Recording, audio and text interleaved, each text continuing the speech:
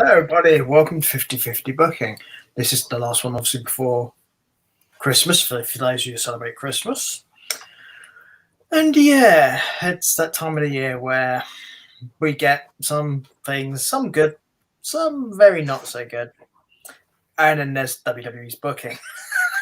So you guys can make up your mind on that one. So I'm joined by Aaron as usual. Aaron is currently eating right now, so he doesn't have to respond at the moment. He will do when he's got some food inside himself. So don't worry about that just yet. I'll just go through all the plugs and stuff first, and then we'll get round to you talking. So, for those of you who want to help the show, you guys can do the Patreon right here. Different tiers, different shows, and obviously you guys can help us out that way. You can also find us on Twitter, which is right here, and also Instagram, once again. And of course, as he's not here, I will be plugging Aaron's stuff. Here's Aaron's Twitch. He streamed today, guys, because yesterday he wasn't able to do so due to basically prior commitments, but he will be back to his normal rotation, from what I would understand. Well, I'm guessing probably not next Saturday. So it'll be Monday, Wednesday, and we'll have to ask him about obviously what Saturday would do, because obviously Saturday being Christmas Day. So when he's free, we'll ask him about that then. So that's the stuff there. But obviously from January, that stuff will probably all drop a bit, because I'm assuming, like with the merch store right here, because this changes at the beginning of January, I would imagine Aaron's charity stuff also kicks in again from January as well, because he has the last 2 months of the year off to get things sorted and get them ready. But then from January, what normally happens is then you have 10 months of continuous charities, which Aaron will probably go into more detail about when he is free to do so. But he's going to be eating, and he'll probably eat throughout the show. And you know what? We don't care. We don't mind. People need to eat. It's as simple as that, really. When you're busy, it's something that just happens. Okay? It's just one of those fun little things. Yay. Well, let's see. News outside of the main shows, basically. Both Johnny Gargano and Kyle O'Reilly's contracts have officially expired. Nobody's surprised by this. Gargano, it seems, will probably wait until after his child is born to decide what he's going to do. I don't blame him. Good for him. Always the best thing to do there. We'll get Aaron's take on these things as well when he's back, but I'll just go through what I'm going to quickly go through here just to do it. So, Kyle O'Reilly may be slightly different, because there's a chance he may turn up on a show during this coming week. Wink. So that's all I'm saying about that, because this show doesn't cover that particular company. But being ex NXT, I figured it was worth covering him. The big WWE news as far as people coming and going would be Kevin Owens, who signed a contract extension to stay. And there'll be a lot of people who'll be like, well, why did he do that for? He should have gone to AEW. He could have reformed Mount Rushmore and stuff like that. He could have done all that stuff, right? Sure. Okay. Probably would have been fine too. But here's the thing. Kevin Owens is a family, right? He's got to look out. He's looking out for them. He's looking out for himself. And if WWE have guaranteed him a load of money, which I'm guessing they have done, take it. It's not going to hurt him. Not really a problem. Also, bear this in mind as well. If they still keep cutting people, there's always a possibility he will end up getting cut eventually anyway. And then he'll still be able to do it then. But I do not blame him for signing this. He's trying to make the best for himself, the same as anyone else would do in this similar situation. And if anyone says, oh, I wouldn't do that, you're fucking lying to yourselves, okay? You would try and get the best for yourself. And that's what Kevin Owens has done here, which... big fan of that, and all credit to the man. Looking out for himself, looking out for his family. Always a big thing. Let's see, is there anything else major I need to cover here? No, I think that's the major stuff.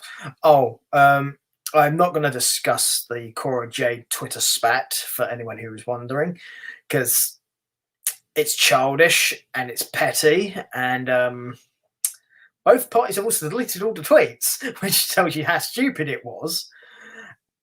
It also involved her talking about something she was not directly involved in, so she doesn't actually know. So that made her look kind of silly as well. And to be honest, the other party, for those who don't know, Darby Allin, didn't really need to make the comment he made either.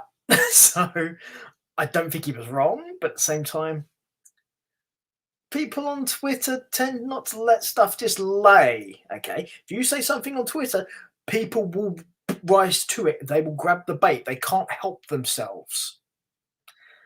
Twitter is a very petty platform. Okay, when it comes to anything, if you put stuff on Twitter and it's not the same opinion as everyone else, you're going to get jumped on. It's a thing that happens, or you'll get ratioed, or you get told you're wrong, and a whole bunch of other crap, which ain't worth it, honestly. I mean, to be honest, if you want to do something on social media like that, I mean, I don't, because I'm only on social media for my business. But if I used my personal social media, which I do have, I just don't use it very much, I would literally just drop the opinion on social media and then walk away from it. Okay? I don't care what the responses are. If it's I'm giving an opinion on something, that's it. Done. But to be honest, unless somebody wants my opinion directly and they ask me, I'm not saying shit. I don't care. Nobody else cares about my opinion either. You know? If you guys are obviously tuning to the show here, obviously then you care about our opinions. But as far as social media goes, it's so easy to twist and distort that shit as well because it's just words. At least here, you're hearing us talk. You can interact with us if you wish, if you're obviously around for the live streams, in which case you can get a response from us.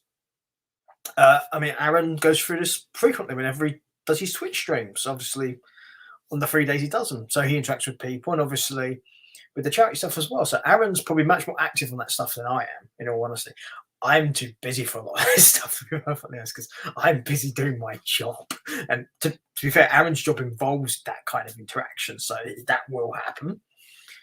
Mine is much more an in-person thing when I interact with people, and I find it much better because you get much clearer clarifications as to what people mean, what they say. It can be very... here we go, Aaron's with us. It's very hard to get an exact understanding of what somebody says if it's only in words. If you're talking to the person, or if you're there in person talking to a person, much easier, which is how a lot of misunderstandings happen, in all honesty. It's context, mainly. There you go.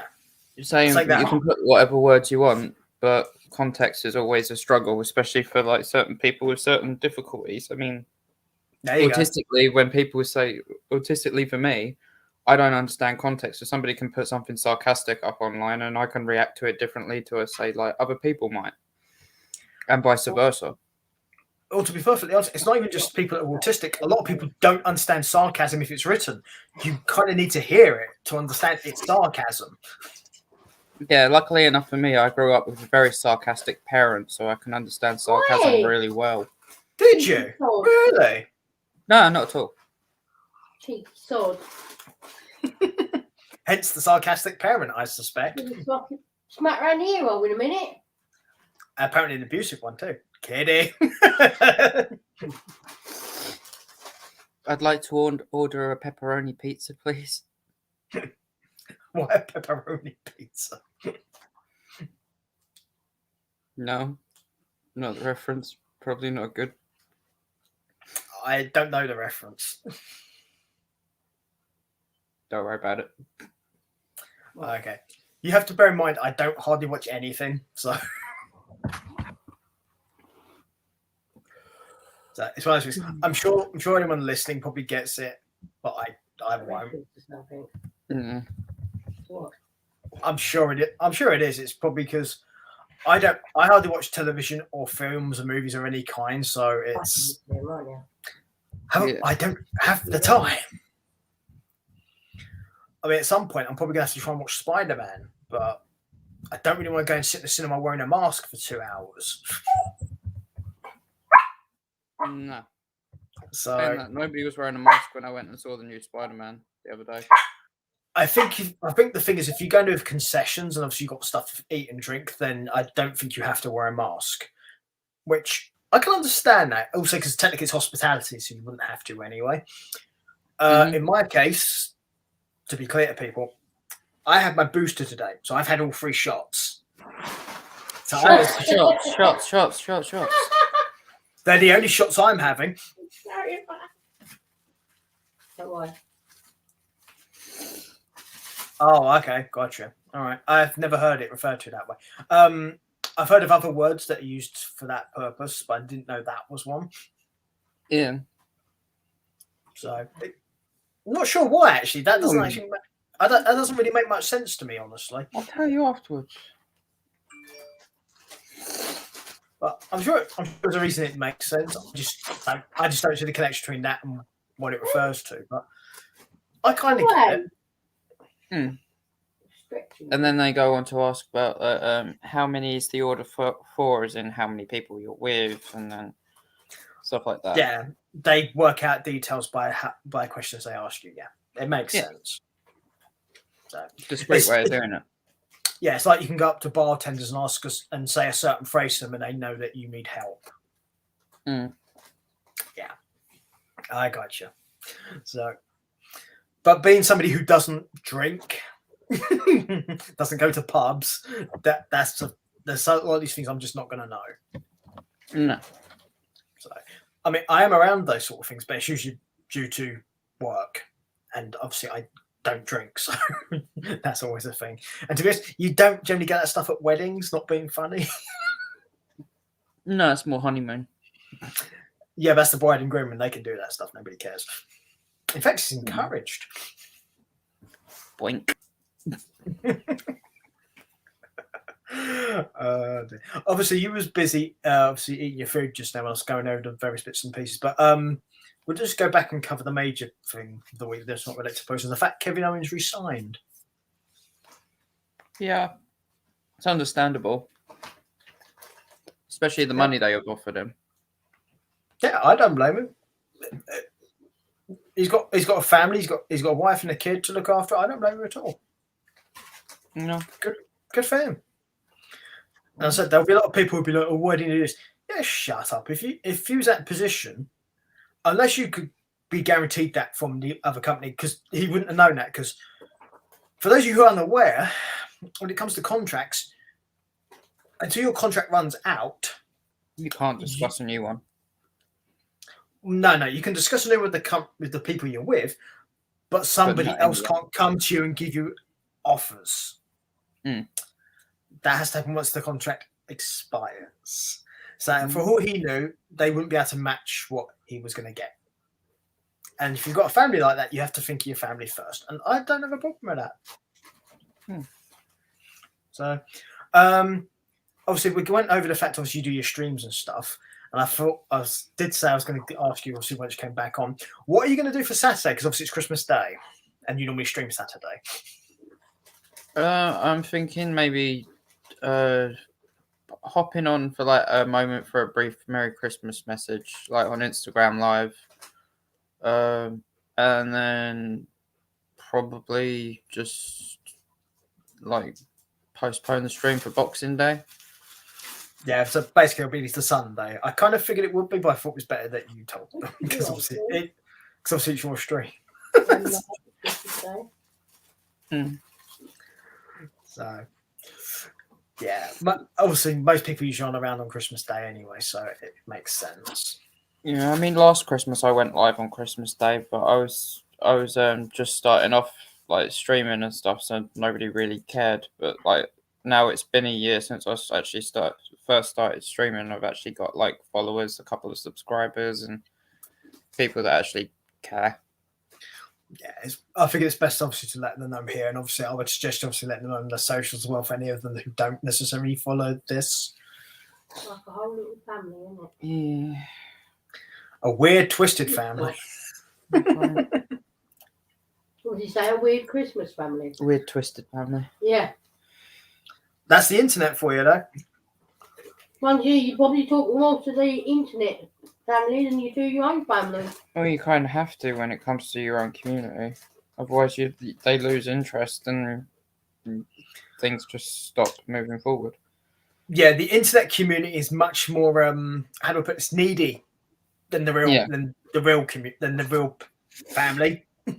Yeah, I mean, I'm not saying it's a bad thing, but at the same time, it can be quite mentally draining at times. Yeah, I always think it's important. People need to understand. Sometimes people need breaks from stuff. It's helpful. It's also one of the reasons why I kind of touched on this before, and I think it's also one of the reasons why a lot of the wrestlers do this as well. Is they take breaks from social media and they don't use it. Because I for example, only use social media for my business, and that's it. I don't use it for anything else because I literally just post and go, done. But it's different for everyone. Yeah, I mean, like, I probably use social media a lot more than like you do, or we're kind of like on the same level. You probably use it slightly more than I do because you engage online much more. Most of my stuff is done in person. Yeah, I mean, I use like Twitter, Facebook, Instagram, Snapchat, Hover, TikTok, Twitch. So it's like 7 different social medias platforms, and I'm on all of them. I mean, for work purposes, yeah, I get messaged on some of those platforms, but I don't spend time on them unless I'm directly contacted. No. So, unlike yourself, where for you kind of need to spend time on them because of what you're doing. No. Yeah, and there's also Discord as well, so that's 8. It can be quite taxing. Yeah, I can't be doing that. Not being funny. I have other things to do. So yeah, I mean, if I was able to put more time into like my community and stuff, I'd probably have a like bigger following and more subscribers and stuff. But I can't. No, that's always going to be the thing. It's always time for stuff. One of the reasons why we do why this stuff, what we do here, is done to the level it is simply because I don't have the time to do anything more than what I do because I have a lot of other stuff to do. No, relatable. So, and obviously, you have your streaming stuff as well. So it's a case of this first started out basically as us just being chat, and just having a bit of fun and laugh, and it should always be that way. When it stops being that way, that's when we stop. Because that's when it's not. Because if it stops being fun, then it's not worth doing it, regardless of anything else. It's like in my charity work, I don't do. I did 13 months on the trot, and what I learned from those 13 months was 13. Don't do 13 months on the trot. Yeah, 13 is way too much. I agree. So, and now I'm doing 10, and I've given myself 2 months to organize the next 10, so it's worked out. I mean, I got all the charities organized. I just need to work on getting shirts for a few of them, like to wear while I'm streaming for the awareness side of things, and then it's just a case of getting the graphics done up by my friend who's from Canada, getting them from him, and then setting up the Just Giving pages for all 10, and then just running through them each month like I did last year. Yeah. This year. Yeah. Well, setting up the ones for this coming year, but obviously using the one we used last year.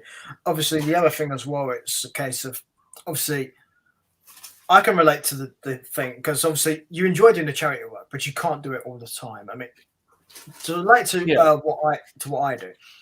I've got 3 weddings to do this week. I did one yesterday. I've got one tomorrow and I've got one Friday. Yes, Christmas Eve. Mm-hmm. I like that, but I couldn't do it every week. No. Because it would kill me. But you go deep into yours, though, don't you? You do it full on. Yeah, I do mine when I get mine. I commit. I mean, the first month that I'm doing is in January, and we're doing the Salvation Army. And instead of the swear jar on my Twitch, I've got an egg jar instead because I'm doing an Easter egg drive. Okay. January Easter egg drive. So every time I swear, I've got to purchase one of the smaller Easter eggs, and then give them all to the Salvation Army. But I'm going to have a fundraising page as well, so people can donate or they can give an Easter egg, whatever's easier for them. In other words, you're looking out for your potty mouth, but also you still have the page as well. Yeah. Don't worry, you can still use your potty mouth here. It's fine. I'm selling them in January. What, like the Cadbury's cream eggs? Yeah, stuff like that. You can get them. It's just harder.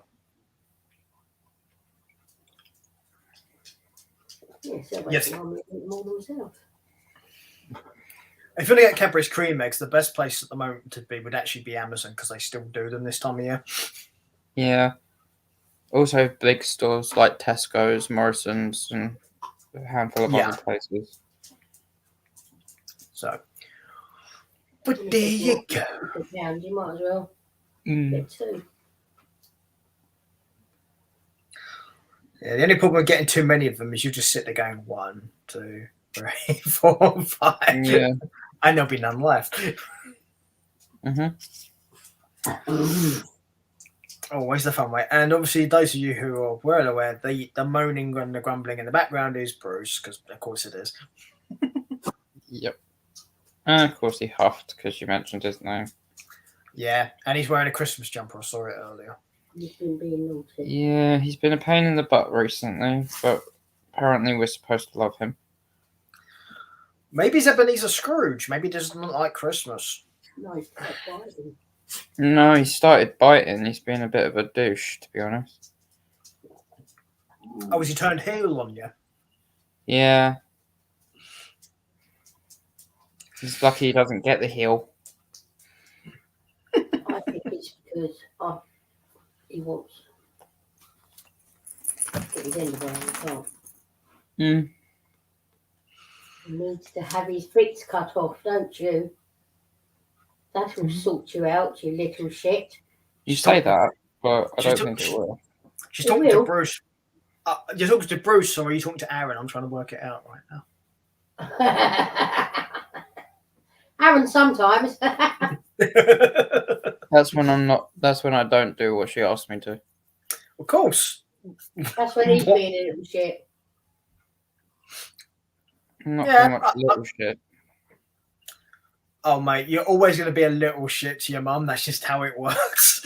It is. You're right. Are you still a little shit to yours? Yeah. Actually, no. Actually, no. My mother calls me an annoying fucker. I think it's the actual term. Calls you what? Annoying fucker. That's actually what I do as well, but I was being polite. No need for that. This is an adult thing, so it's got an adult rating and stuff, so it's fine. We can use rude words and stuff. If she calls you that, what the hell does she call Paula? Like that's gonna be something. This is an 18+ stream, right? For age thing. I can't even use the words of that here. There's your clue. Shut up. So, yes. Hi, internet people, and possibly my sister if she's watching. She's talking about you. But that would involve effort and her doing something, so I doubt she's watching.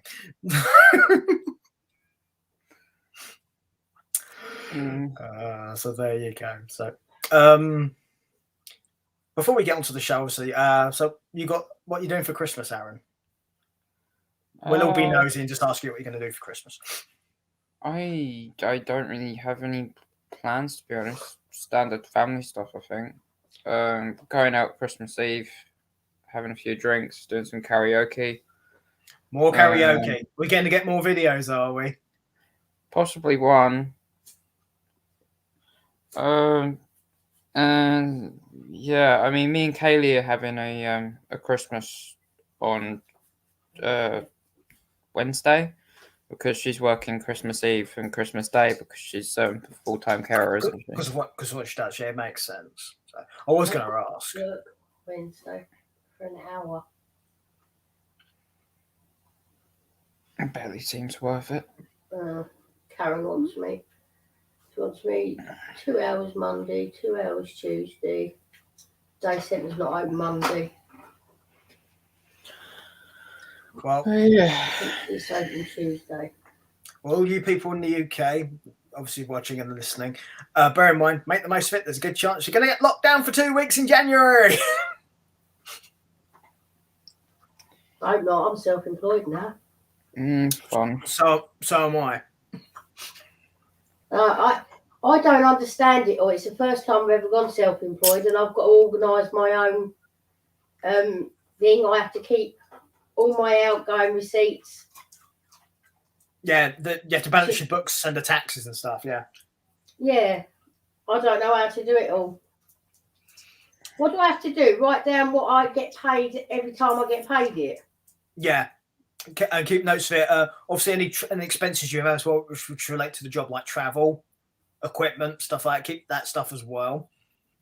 Because I don't get a pay slip. Oh, you can just make notes of it yourself, so you can keep track of it. That's all. Because what happens is the amount you make, you can then take the money. The amount you make is obviously per year, and anything where you've spent money relating to the job, like equipment, clothing, stuff like that, you can use that money to come off of what you declare. You also send that to the taxman as well, and it works as something called a deductible. Yeah, so then basically, if I'm allowed to earn 16,000, or say for instance I earn 15,000, but 5,000 of that is outgoings, that means I've only earned 10 grand for the year. Yeah, because what happens is you submit the total, but then you also submit the other stuff as well, and then they'll balance out, and then they'll work out what you owe if you owe anything. Yeah. No. And I have got to get a thingy for that, haven't I? Ideally. Sorry? I have got to get an accountant to do that, haven't I? You can do it yourself if you trust yourself enough. Are you good with figures and then like that sort of stuff? Keeping track of things? I'm not bad. Then you may 20%. Well, you may be able to do it yourself. No, that's different. That's for an established business. For an independent person, an independent self-employed person, it's different. What do you do about national insurance contributions as well? Right, that's an easy one. You can decide if you pay those or not. That is completely voluntary if you're self-employed. Right. If you wish to pay them, there is a way to do it. So what do you get when you pay the national insurance? I don't understand it. Your national insurance is what goes towards your pension. Right, okay. So any payment you make there goes towards your pension. There you go. Right. It is a lot the first time you do it, and yeah. The fun part will be the first time you have to self-assess. And when's that normally? Usually about April. Yeah, start of the tax year. You got it. So you have to probably get it in at the end of March, don't you? Ideally, yeah, but it depends. It gets weird depending on when you start being self-employed. So your tax years can be different. I'm officially starting from Monday. Yeah, because for example, mine is April to April, so I do it that way. But if you do it all online, which is what I do, you have longer to actually submit it and then pay if you need to pay than if you do it physically. Right. So it does get a bit complicated. If you're not certain of it, because you do need to go to the government self-assessment website to get all the details. So if you're not sure, get somebody who understands that stuff to do it with you, or possibly an accountant for at least the first time you do it, so they can talk you through everything. Yeah, I've been told one of the other ladies that works self-employed, she's actually said that her accountant said she'll do it for me for £134 for the year. That's good. Is that good? It's good, yeah. That stuff can get very expensive. So, yeah, that's good. Right. I might do that then. I might let her. Definitely do it for the first time, because that's usually the trickiest. Because once you get an idea of how it's done, it makes it easier for you to keep track and follow. Right. Because ideally, you still want to know what's going on, even if you don't necessarily do all the bits and pieces yourself, so you can keep track of everything. Yeah, I've got a folder and I put all my receipts in for December, and then I'm going to do all my receipts for January and then February. So, and I'm officially starting Monday because that's the next. Like we get paid on Monday, so then it'll be like a full month because I've only done like a couple of days. So then if I start on Monday, then it's going to be like that month to January's month. And then we get paid every 4 weeks, I think. So it's like 13 months instead of 12. Okay. What you will need to do though is once you start getting money that way, at least regularly, and you're going to be full-time self-employed, you do need to create a self-assessment account on the government's website. Right. You don't necessarily have to do anything, but you should set up the account in advance so that way it's ready for you when you need to do it. Yeah. So, because too many people do leave it to the last minute, and it's bad to do that. You don't want to leave it like that. Yeah. Especially the first time, because obviously you've never done it before at that point, so it gets you almost like, you don't want to do that. What I might do then is start like, I say I'm writing down all my outgoings. I'm writing down like what I get paid and when I get paid. Yep. Just trying to pull his Christmas jumper off. When you get paid, wage slips if you get them. That's always a good one because that helps you keep track of stuff. Yeah, no. If you don't, then just make notes of everything. If you travel to the job you're doing, that's like you can declare as a deductible because that's work related. Yeah, but you have to keep your receipts for your taxis and stuff, don't you? Yeah. Any sort of clothing which is specifically for work, that's another one. Any equipment, that's another one. And shoes as well is classed as well, isn't it? As long as it's for work purposes, yes. Yeah. Because you do have to be careful what you declare because you need to be able to prove it's for work. That's the important part of that. For an example, because of what I do, I can pretty much declare everything I get because it's all relates to my job. My equipment, my computer, my camera, my lenses, my travel. Yeah, see, Connor's self-employed. He works for DPD, so they've actually supplied his uniform and his work shoes. So he doesn't need to declare any of that. Nope, he didn't pay for it, so no. So that's not their business. All he needs to do is basically declare what he earns. Essentially, that's it. And any sort of expense he does have. Because if he puts petrol in the van, for example. Yes, he does, but he's got one of those thingy cards. I wouldn't know because I don't own a car, but it's a card. Oh God, what's it called? It's like a petrol card. It's linked to the company. Oh, so the company pays for the petrol. He doesn't pay it out of his own pocket. If he goes and puts £50 in the DPD van, then it comes out of the company with this card. Okay, so the company pays for the petrol. Okay, then no, he wouldn't need to call for that. So it's just in that case, unless there's an expense he outputs, then it's just whatever he earns. Yeah. So his is quite straightforward, really. It is. That's very straightforward. So, but what else is straightforward? Well, in regards to that stuff, it's quite straightforward, yeah. But the first time you do it, if you're not certain, get your friend's accountant to help you because it'll be much easier. Yeah. Another thing that was straightforward was Raw this week. Yeah. Now we finished the accounting 20 minutes. No, I should say I can relate to because I had to learn all that stuff and it can be a pain in the ass. Yeah. But you're all right. We should go on with Raw, despite the fact the tax talk is probably it's actually probably more entertaining. But go ahead.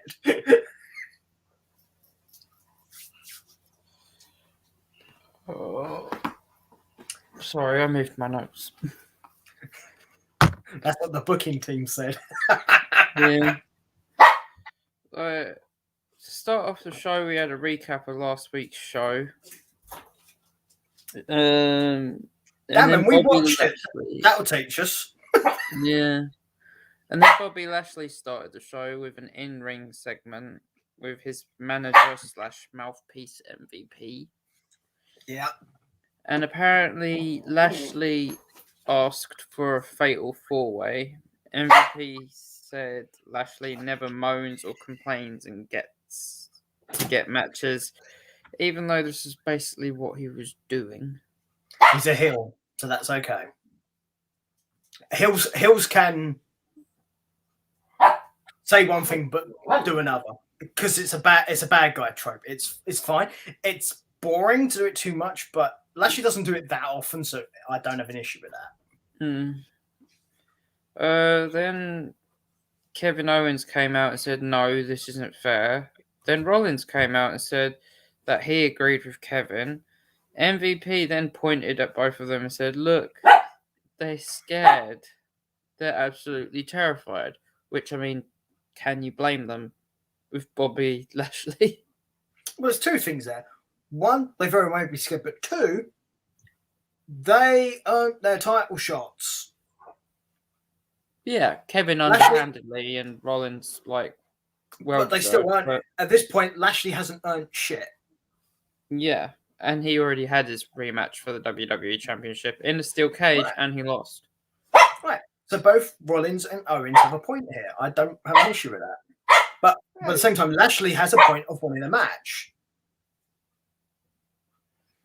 But then after this all happened, Seth said they was going to jump Lashley. Then Big E came out and said, I've beaten you once, I'll happily do it again, before it all kicked off. However, Fighting champion babyface Big E. Well done. That's exactly what you should have done.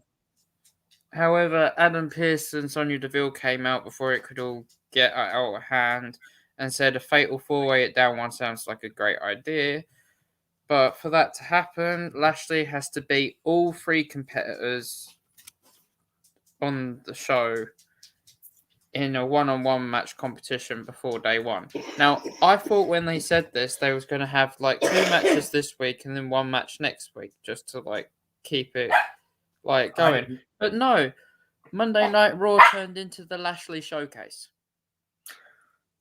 Yeah. Do you know what my biggest issue with it is?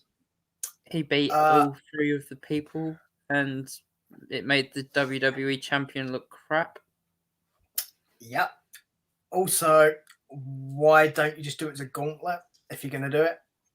Yeah. Also, you could just literally save a lot of time here and have him be in a 3-way with Big E, with Rollins and Owens, and if he wins, he gets added. So then Big E doesn't have to lose a match for this to happen. Or like add another stipulation, have a triple threat match with Rollins, Big E, and Rollins, Big E, and Bobby Lashley. If Big E wins, it goes back to the normal one-on-one match. If Seth Rollins wins, it stays a triple threat match. If Bobby Lashley wins, it becomes a fatal 4-way. But what about Owens? Owens is a heel, so he could just say, no, I don't want no action tonight. And just walk away. Yeah, but his character, which we've all established, comes out and moans at the beginning of the show. So you'd think he'd come out and moan about that because he's not involved in it. Or making the special guest referee. There you go. That works because you can have some fun with that. Yeah. Not going to knock it. Much better than what they did. Yeah.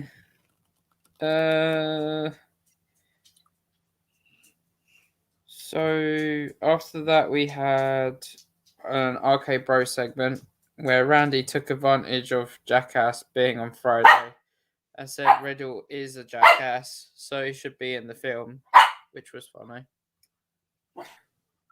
He's got Darby Allin envy. Because for those of you unaware, Darby Allin is actually in the film. So you shut it again. Since I opened the front back door, he's been barking at it for the past 10 minutes. Yeah, I know, but he'll shut it as soon as I get up. I'll open the back door, and then he'll shut it. He does it every bloody time.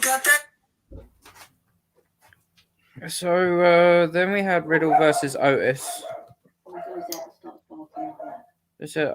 I mean, I get why this happened, but at the same time, I wondered if it could have been avoided because it made Otis look way too good.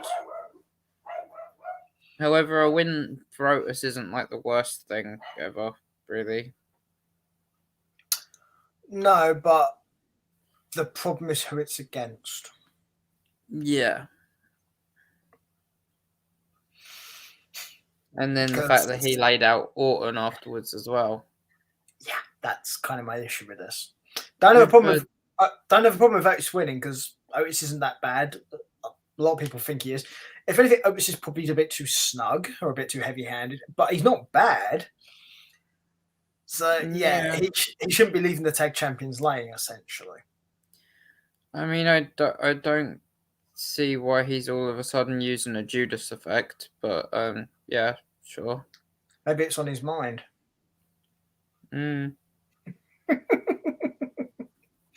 Also, to be fair, when just that size, it kind of makes sense. It's an easy move for him to do. Yeah. Then we had Bianca Belair versus Drew Doudrop Piper Niven, the rematch. New entrance music for Piper was alright. I don't really get it, but okay. I didn't hear it, so I don't know. This match was good, but it achieved nothing, and Piper lost. Like, Bianca celebrated her win, and it drew the ire of Piper. She got attacked from behind, which is just typical cheap WWE heel tactics that really suck. You know what that is, right? This comes directly from WWE's booking. It's literally a case of, the babyface can win, but the heel can get their heat back by attacking the babyface afterwards. That is literally what this is. Yeah, it's crap. Yeah. It's complete bullshit for one thing as well. I forgot when you were talking about contracts and stuff at the start of the show. WWE have signed a AEW wrestler. AEW wrestler. She wasn't officially signed, so it doesn't really count. But you mean Tasha Price or whatever her name is now in WWE? Yeah. Yeah. So, but she to very quickly explain AEW contracts, because this has to be very quick because this can get very complicated. AEW has what's called tier deals. There's the full-time talent, there's the high-level talent, then there's mid-level talent, then there's the talent that do dark elevation, who are on tiered deals. Okay, She was on one of those sort of things, but it was a limited tier deal, so it's per appearance kind of thing. So she was never officially signed or anything. She worked there, but she wasn't signed. But yes, she had to appear on AEW TV. Now she's going to be part of WWE. I'm guessing NXT. Because she's not up to being in a like the full-on shows, because she struggled on Dark, to be perfectly honest, when I saw her. She's very green then. Yeah, but every wrestler starts off green. You learn. That's what these shows are meant for. Unless you're almost. Yeah, but Vince likes big men. Speaking of big men, Kevin Owens' pre-match segment was okay, but pretty trashy. Yeah. We then got showed the new next in line signees and Gable Stevenson in the crowd. Yeah, at least that made sense. If you're going to show them, and he's probably the most notable of them. Yeah, then we got Kevin Owens versus Bobby Lashley. This felt like a squash match, and against somebody the caliber of Kevin Owens, it didn't really feel right. No, I mean, the problem is, this is the problem when you've got four heels essentially that are going to potentially challenge Big E, who's the only babyface in this match. Lashley's then got to beat two heels to get in this match.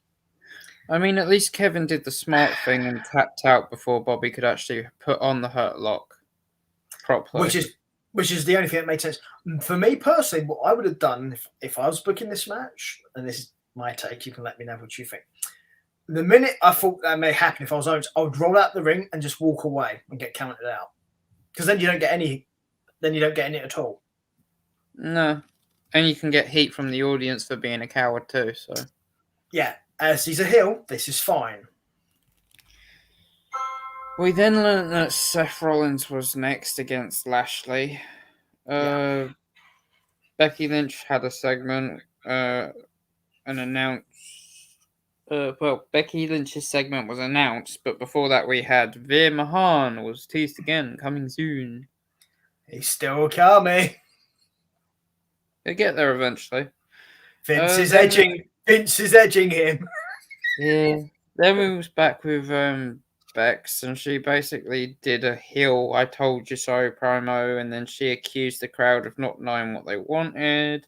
Liv came out and said Becky was a broken record, and the only person who ever doubted her was Becky. And then Becky got challenged to a rematch at day one. Becky said no, with a nasty beatdown focused on Liv's arm. Then said that actually she was on and she'd see her at day one for the title after damaging and injuring Liv Morgan. Yeah, this segment sucked and it was stupid. Yeah. Honestly, this served no purpose. Because either way, they're either gonna make Liv look like underdog hero wins title, or they're gonna look half beaten down face gets beaten down even more by a heel champion. But the problem is you're making both of them, Becky and Liv, look stupid by doing this way. Yeah. It's Do they care? Well, clearly not. So, yeah, I didn't give a shit, unfortunately, which is a shame because I actually do like both of these women, but this was trash. Then we had a trash segment that was Dana Brooke and Reggie with the 24/7 championship. Yeah. Segment was okay, to be honest. Quick and funny as well. That's at least the main thing. If you're going to do these segments, have them be quick. Then it's not going to hurt anyone. Even if it's not funny that way, at least they're quick. What made me laugh is Dana Brooke jumped on the trampoline and she barely went anywhere, and Reggie jumped on the trampoline and he literally did a full flip. I would say he weighs a lot less than she does because he's quite a small guy, and Dana is very stocky, very powerful, so she's not going to bounce like he does. It's as simple as that. Also, bear in mind, Reggie's had a lot of training to do that sort of shit, so it's very easy for him to do it. Yeah. Oh, hello. Next we had Finn Balor and Damian Priest versus the Dirty Dogs. Dirty Dogs. I think they need a booster. Yep. I can give you my opinion. Sure. If it helps. It sucked.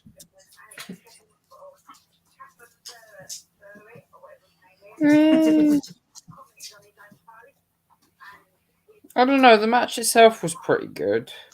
You know what I'm referring to. You're talking about the distraction from Austin Theory. That's the one. That cost Balor the win. Mm-hmm. That's it. You got it. You are right. The match itself was fine, but the ending sucked. Yeah. Right, yeah, send me the link because Connor needs his and hasn't had a chance to do it. I mean, what sucked more probably was the Nikki and Rhea segment afterwards. Yeah. 2 o'clock. I understand, like, Rhea asking Nikki where did the champ side of Nikki go, but then that's Rhea buying into her own tag team partner's weak persona, apparently, when she's supposed to be like a symbol of hope and a superhero, like, kind of defeats the objective. Right. But the problem is they're not booking Nikki like a simple hope for a superhero. They're booking her like a moron. After the second jab, can they have the Yeah. booster. So the fact Rhea said this to me is not that surprising. Aaron, have you had your booster? No. When did you have your flu jab? When did you have your second one? I don't know off the top of my head. It's been about a month and a half. You have to go and get your thing out of your wallet in a minute. Because they're doing it tomorrow at the hospital. Sheppey Hospital. Okay. Okay, alright then, yeah, send it through to me. Alright then. Alright, bye. Might be getting my booster shot tomorrow now. Well, if they are going to start shutting stuff down, it's probably not the worst idea. I don't want to be ill over Christmas, though. You won't be ill over Christmas. Did you have an effect from the first two? The first one, yeah. Second one, no. Okay, same as me. I had a side effect from the first one. The second one was fine. And as I told you earlier, I had my booster today, and I'm fine. It hurts. There's a pain here, but that's it. Mm. So there's a good chance you may be the same. Yeah. Just make sure it's a competent person that actually does the injection. You'll be fine. Because for those of you who have long memories, remember the first injection I had, they broke the needle in my arm. What, for COVID? Yeah. My first jab, yeah, they broke the needle in my arm. They had to do it twice. Holy shit. So I just get stuff off and gone and got someone else. There's a prick of a different kind. They were more freaked out about it than I was. I just sat there going, "You're going to try again?" You going to get that out of me, please? Yeah, pretty much, yeah. Because I don't have a problem with needles, but most of the people I know do, which is hilariously funny. So when I'm explaining this to people, I'm having to remember who's squeamish and who isn't. If Paul is watching, look away now. Oh, wait, no, a bit late for that. Yeah, well, again, that requires effort and stuff. But there's a lot of people that I know and that you know who definitely don't do well with needles. So No. They're wimps. So, But some of them have generally do have phobias. There's no reason to, though, if you've not had an issue. I mean, after Peter's just said he had an issue with a needle breaking in his arm, I think that would be enough to scare anyone. Yeah, I've never had. The thing is, I've never had an issue with needles, and people do make mistakes. And it's funny because life-threatening, so it's not an issue for me. It's funny because you've never had like an issue with needles or anything, but you don't have any tattoos. I don't want any. This is the literal reason why. That's probably because he just doesn't want to. Yeah, that's literally it. Literally just said that. Yeah. But thanks for the echo. Yeah, it's a thing of don't mind people having them. It's a personal choice. It's just not for me. No. But anyone else who wants them? What's your personality, though? I really would have thought you'd have had at least one, especially when I first met you. Yeah, I just don't. It's just not for me. I just don't feel compelled to. There's a bunch of things I've never done and probably never will do, and it's simply because of the case of when I think about it, I just think, nah. Yeah, it's not that anything's bad. It's just not for me. Oh, put it away. And I do think there's a lot of people who need to realise not everything is for everybody, and some people feel the need to try and pressure people. You don't do that shit. That's bad. No, that can end to somebody having a tattoo that they never even wanted, and then that's on the body for the rest of their lives, unless you want to pay out for the laser removal, and that's pricier than most tattoos. Also, can hurt a lot. It fucking hurts as well. How do you know? You've never had lasered. Been told it hurts. I've had It does. 3 times, Aaron, and that's where you know that one on my arm that she did absolutely healed. Never felt pain like it. I know someone who had to have a tattoo removed by laser, and it hurt a lot. So the burning skin was there. So next we had Zelina versus Rhea Ripley, and I'm guessing that this hurt Rhea's pride a lot too. No shit. one code red later, and Zelina beat Rhea Ripley. I can't believe I'm saying those words. Oh, I can, because WWE booking. I'm just waiting for Rhea to lose her shit and turn on Nikki, so that way Nikki becomes a full-on face again. So like right now, it's just like the crowd don't know what to do with her. Should they boo? Should they cheer? Or once Rhea turns heel, then this is what happens. You don't book people properly, because now you've got her and Nikki who are kind of stuck in the middle, and nobody knows what the fuck's going on. Well, I've heard a rumor in a few corners of the web that Raquel Gonzalez is going to be coming up to main roster, and she's looking to be partnered with Rhea Ripley as a new tag team. Will they look like this? No, it'll be like R&R based and developmental. So when Rhea Ripley, so if Raquel Gonzalez is coming up, will she enter like that?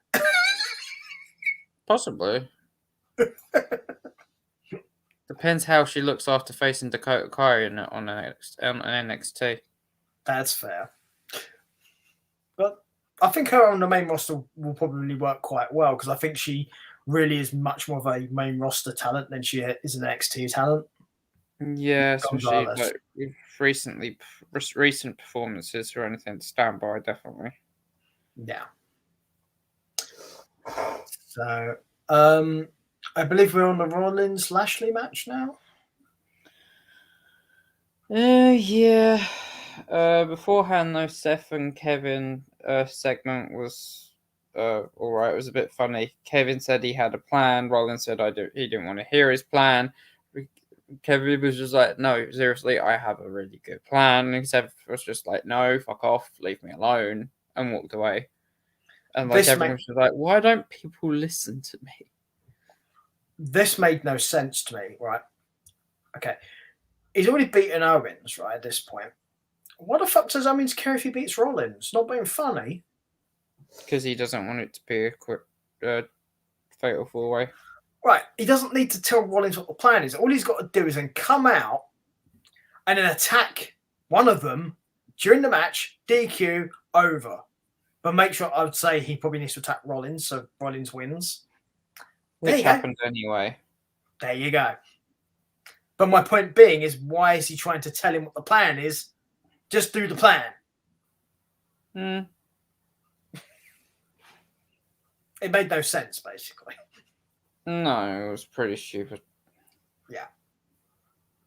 But as you rightly pointed out, this match got underway and Rollins won by DQ. Yeah. But the wonderful general managers,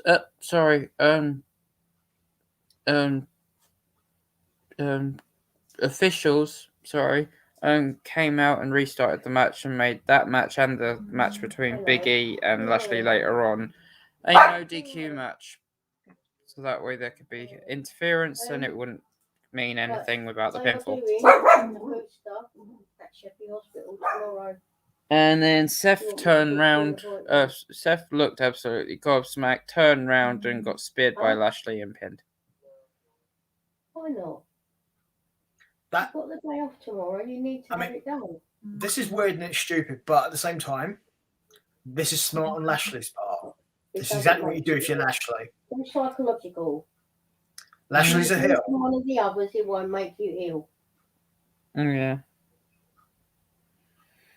Then after this, we had Austin Theory and Vince McMahon in a segment, which was weird. Which is weird. There was something about a pencil and a razor. I mean, probably the same eraser that he used to delete Jeff Hardy, but yeah. It's a ha-ha fun joke about Vince being the booker, the one who writes the matches and shit.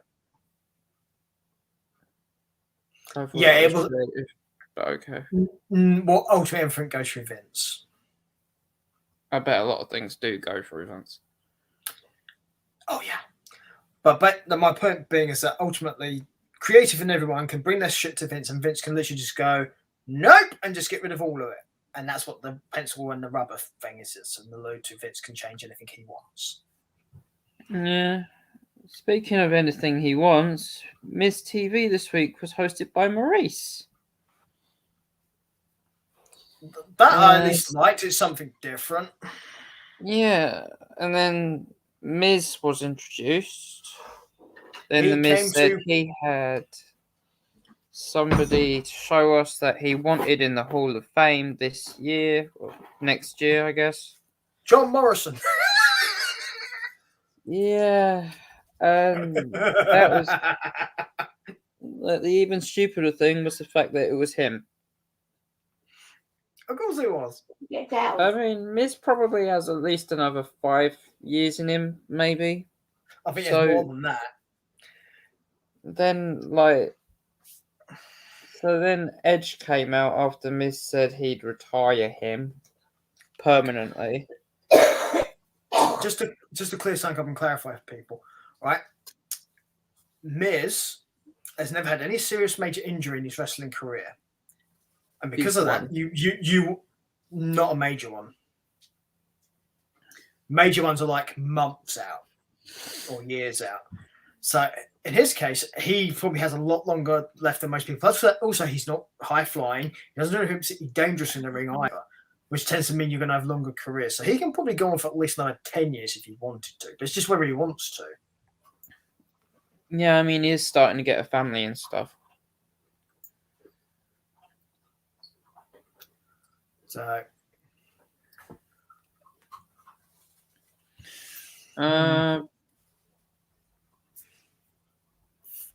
Voy, FYI. Well, the last part's for your information. I just don't know the first part, which is why I didn't bring it up. Because the thing is, people, if you're going to leave comments, unless I know what they mean, I ain't showing them. I don't know what that means.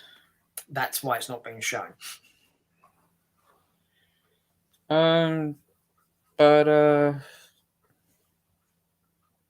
what was it saying? Talking about Edge just came out and talking about retiring. Yeah, Edge got in with the squeaky wheel liner. Yeah.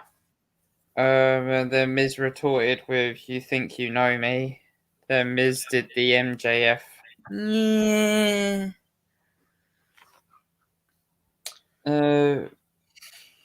Which got some attention with the audience as well. This is like, there was a bit of a way kind of thing there. Well, yeah, because the internet knows that the Miz is just a very cheap version of MJF. Yeah. Yeah, that keeps up a bit of a storm last week for anyone who's not aware. Then it all broke down, but caused a scared Maurice to get angry and slap Miz, because Miz pulled Maurice in the way of Edge spearing him. Well, it makes sense for Miz being a coward, and it also makes sense for Maurice to slap him because she's not a pussy. Yeah, and Miz was trying to explain, this is what we do. We're a couple. We're evil couples. You get in the way, so that way I don't get hurt, and then I hurt them. She was not having any of it. She turned around, slapped her on the face, and walked off. Her retort could be to this, unless it's a work. We'll get to that in a minute. Though, would be, I am your wife and the mother of your child. Why would you put me in harm's way? Yeah, which makes it.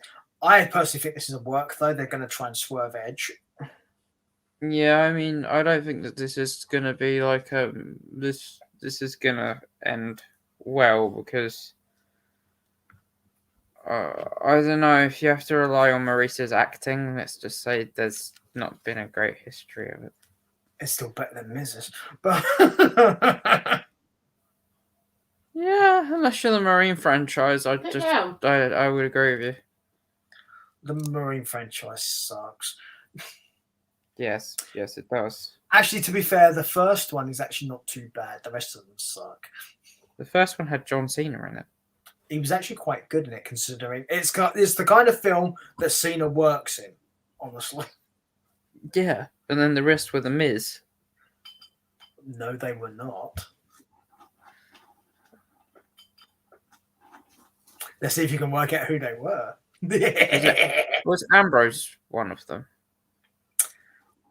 No. Randy Orton?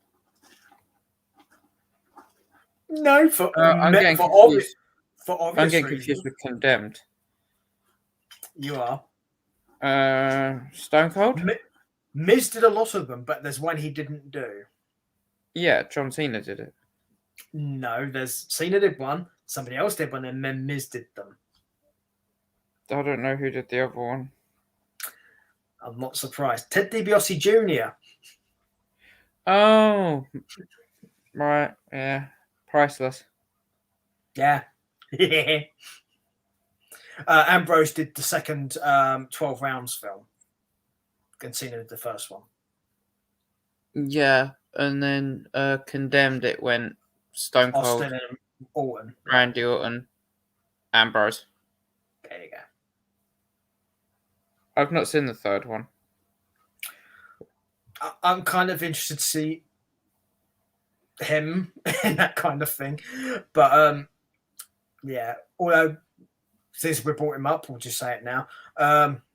John Moxley, good luck to you, mate. Hope you're back with us soon and you're all good. Yeah. So I'm sure everyone's aware of what's happened to Moxley, so I'm not going to elaborate on that. Yeah, he's having a hard time at the moment. Yeah. So that was the end of that segment. So is it just the main event next, or is there anything else that took place for it? I don't remember.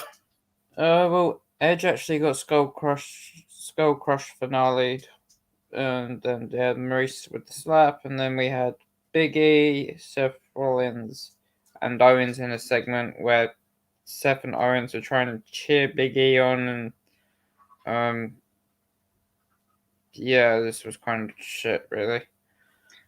Again, this made no sense. This is the same reason this didn't make sense for Rollins and Owens earlier. They're heels. Yeah, but if you're gonna do something, interfere in the match. You don't need to go to the babyface beforehand and go, "Oh, we're gonna make sure he doesn't win, and we're gonna try and support you." Yeah, shut up. Yeah. Then we had Big E. Then we had Lashley in MVP segment, which was okay. They just said, "Oh yeah, we're gonna beat the crap out of them. Go on to day one, win. Simple." At least that made sense. Yeah. Yeah. And then we had Big E versus Bobby Lashley in a no DQ match. If Lashley won this, he'd be added to the triple threat at day one. Seth and Kevin tried to help Big E, and E didn't want it. And then after KO and Seth were both dealt with, MVP got involved and caned Big E's leg. And Lashley speared him for the 1-2-3, and we now have a fatal 4-way match for the championship at day one. Yeah, by beating your champion. Yeah. And the two main competitors as well. That's my response to this. Yeah, it's pretty shit. It fucking sucked. Mm-hmm. Man, you sounded like a really hyped up teenager for a second then. If I closed my eyes, you sounded like 20 years younger. I'll make it sound even worse. Guys, it fucking sucked. You kind of sounded like Bob then. That's kind of worrying. I know.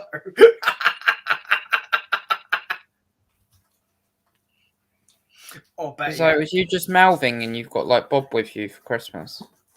I don't know. Or I could do it this way. Preciouses, it fucking sucksies. Lots and lotses. Jesus. Bruce, why do you have to go underneath the cover? It's really, really, really, really frustrating. Because he's cold. Jumper on. Again, he's cold. Go annoy Mum. No. been annoying me most of the day. He's just done as he's told. Thanks. First time for everything. You're not getting under the blanket, bro. That's what he wanted from me. No. Oh, so that brings Raw to a close. Good luck rating it, by the way. Bastard! 4.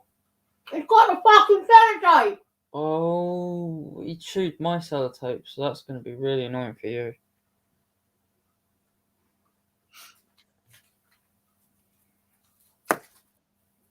Oof. A 4. Okay. Nah, 3. I was going to say, how is it a 4?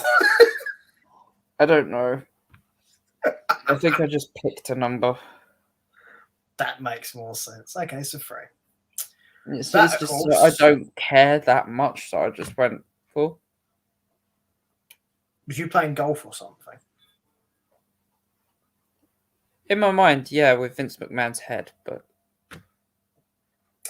Well, hang on. It's time for NXT. And on that note, I'm going to go get my vape. Wow, NXT is that bad, he's got to go and vape.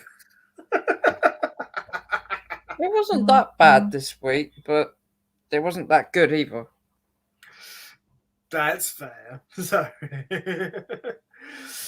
yeah. So, NXT this week.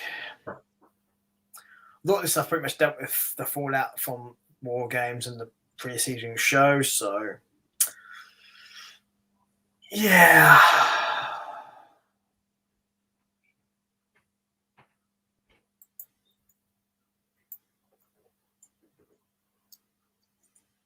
So you all ready for Christmas, Peter? Oh, me, yeah. Completely ready for it. As if we're allowed to have it. Oh, I'm having it regardless. I've had all 3 of my shots, so they can't complain about that. Exactly. So. I've also got my COVID passport as well, so So have I. It's like yeah, so good luck on that one. Also, yeah, when the Prime Minister and his entire cabinet hold a Christmas party. Exactly. You think bollocks to sitting indoors and doing fuck all. Yeah, they can fuck off, basically. Bastards. So yeah, you're gonna try and tell people not to do shit yet you're doing it? Yeah, fuck off. And he tried to hide it from everybody. Oh yeah. But he's a dumbass. But of course he's a dumbass, which means it didn't work. Aaron's been off to get Boris Johnson's jumper. I mean, it's like the best Christmas jumper ever. That's probably one that Boris Johnson would actually wear as well. Yeah. Not party.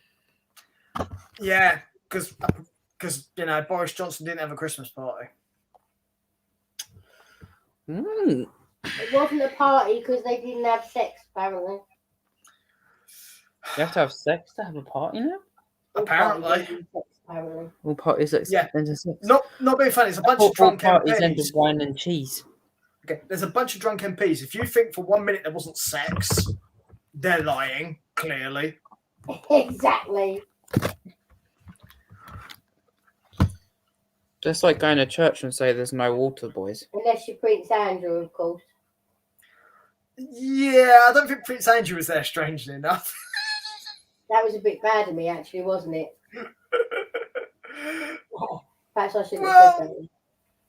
You only mentioned his name. You didn't specify why you mentioned it, so that's okay, but I wouldn't elaborate on it. Yeah, no, I'll keep quiet now. No, Peter likes his license. Yeah, I won't elaborate on that. Everybody knows anyway. You can push the boundaries once in a while, but I think everybody that would know why I just mentioned that. Yeah, but other people saying they didn't have sex at one party. Other people can go out and work out their own context for that, for mentioning a name, but that's it. Yeah. We're not going to talk about why. Exactly. So, just like Princess Diana on a car. We're not going to mention that either. Oh, and is the other bit that wasn't to do with the royal family? Yeah, something like that. Yeah. Also some whack powdery stuff and an Arab guy and the backseat of a car. Yeah. You can all play your dot to dots for that one. I'm not explaining it.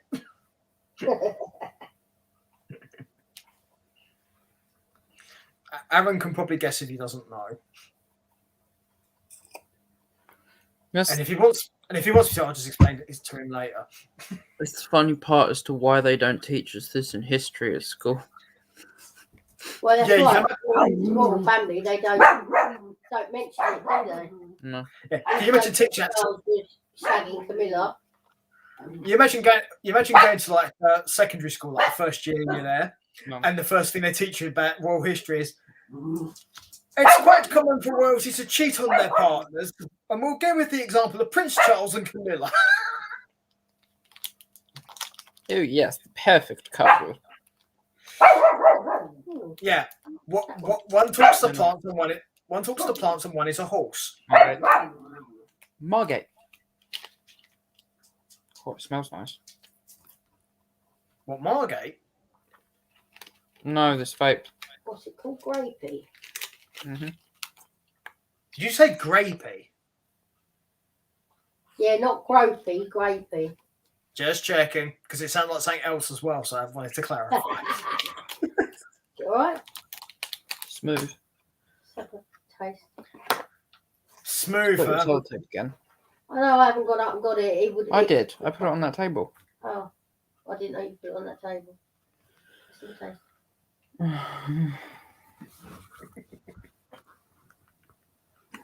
Oh my God, that's weird. I mean, the thing is, the stuff we get away with on this show because of the restrictions I put on it, but there's still things we can't say. So, pacifist. It's nice. Do you realise, of course, most people have no idea what that word means? What did you say? No.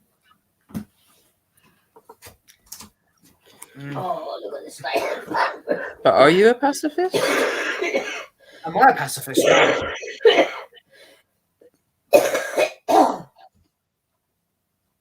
I'm an omnivore.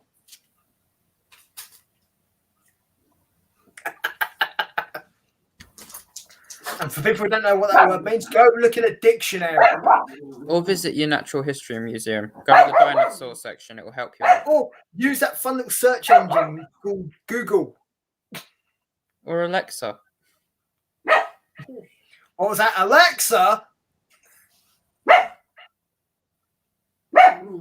Sorry, what was that? It's mental all of a sudden. Aaron, did you say Alexa? Yeah. What did Alexa order exactly?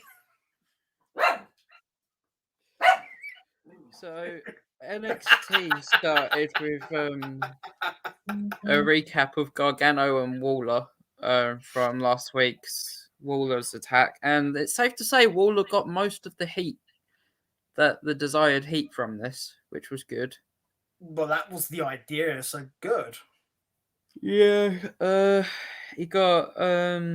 he arrived and got booed in the car park, called an asshole. And then we had Grimes versus Duke Hudson in a no-holds-bar match. That Grimes won thanks to a cave-in through a chair. And we finally had the wig removal. Yeah. Duke doesn't look that bad bald. That's the one thing I have an issue with, okay? He's supposed to not want anyone to see his hair bald, right? Okay? Mm. It's been over a week since he had his head shaved. He should have some sort of growth coming back at this point. He's clearly shaved his head like the day of this show. Mm-hmm. So it doesn't look right. No. Unless his hair growth is like really slow. Yeah, but even then you should still have some sort of growth, even if it's slight. But I do get your point, though. Yeah, I can talk from experience. Yeah. Mm. Although, in all fairness, yours grew back quite quickly from having virtually none.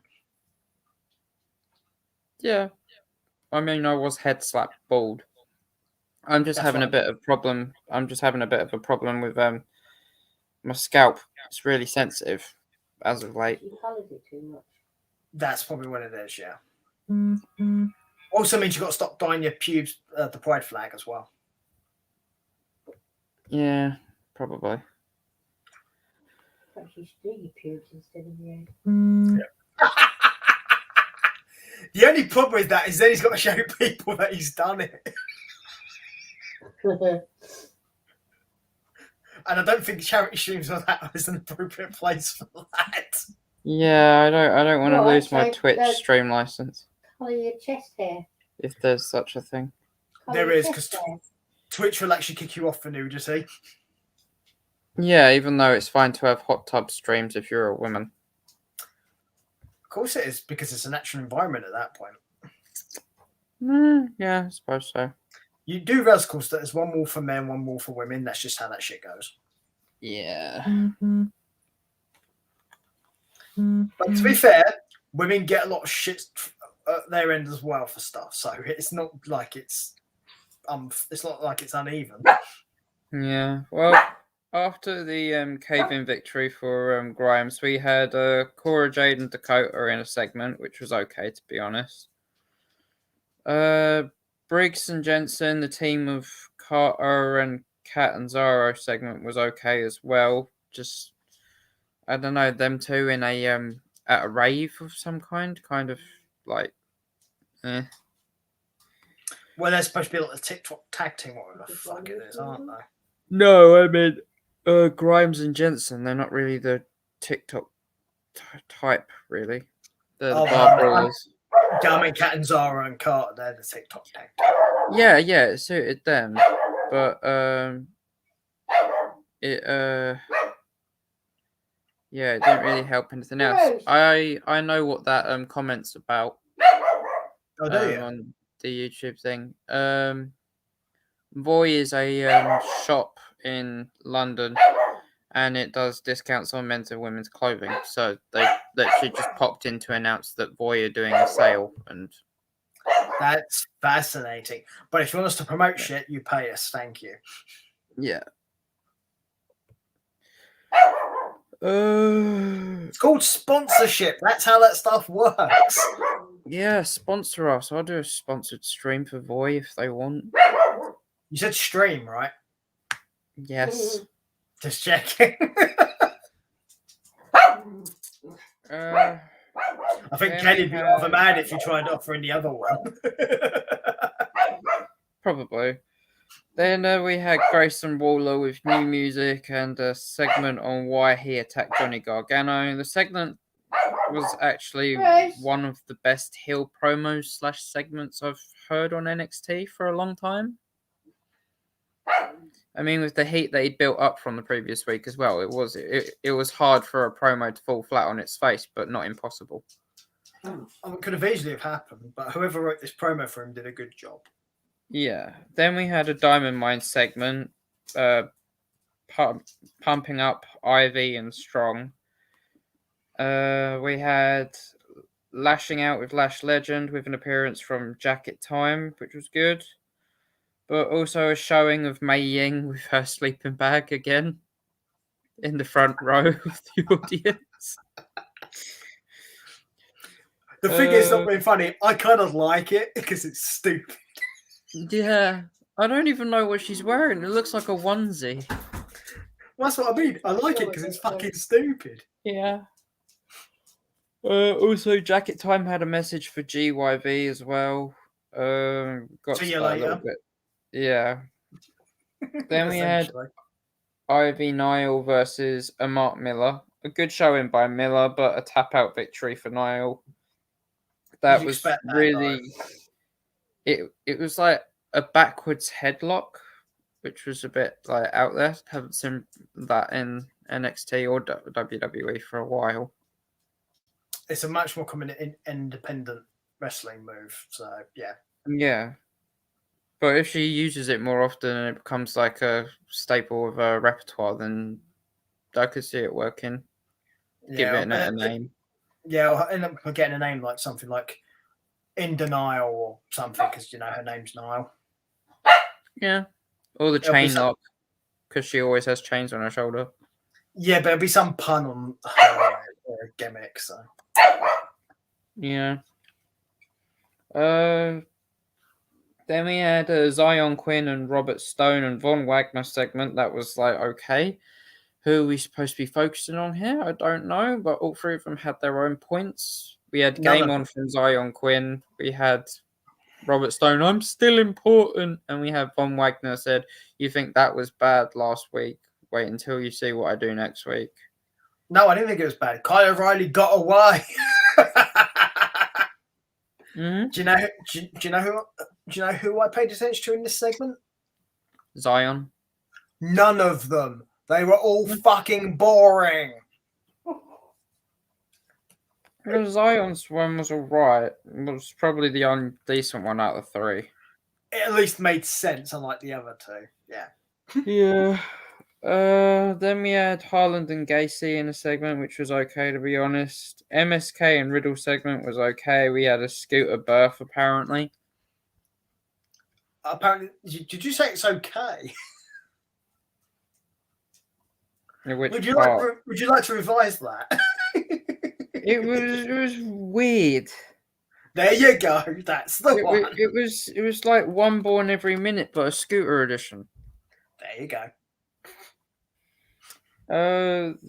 Then we had Haaland versus Guru Raj. This was Haaland's debut, and knowing Haaland's MMA and UFC experience, I knew this was going to be a quick match, and it was exactly that. As it to be honest. And then Haaland apparently didn't feel better, so he wasted Guru some more. Yeah. And had to be escorted out of the ring area. LA Knight called out Waller in a segment. That was good. Haaland threw Brian Kendrick down the stairs in a segment because Brian touched Haaland's arm to try and get him to move a bit faster, and Haaland grabbed Kendrick and went yeet and threw him down the stairs and had to receive medical attention. The thing about this, if you're going to do this with someone, make sure it's a talent who knows how to take this sort of fall. And it was. Yeah, and that's why you get somebody like Kendrick to do it. Yeah.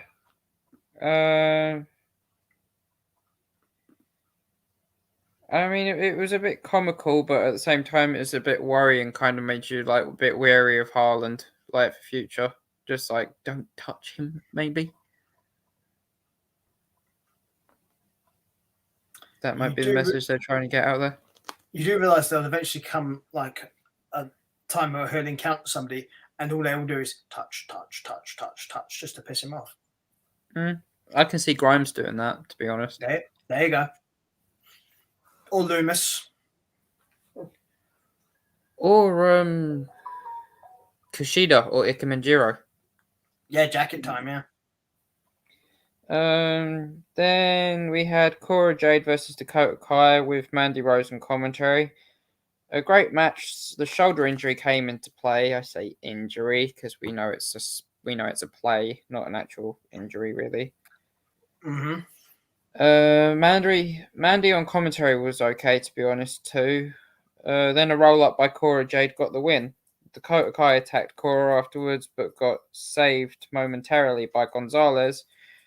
And then Cora just got jumped again by Mandy Rose and the rest of Toxic Attraction. See, Mandy's problem is not her talking. Mandy's always been able to talk. It's her presentation. Mm-hmm. And also her in-ring ability. Yeah. Then we had Grayson Waller. He got a mouthful from Io Shirai, which was kind of funny because there was no subtitles or anything, because why would there be? And they probably watched West Side Story by Spielberg. Yeah. Do you know the context for that, by the way?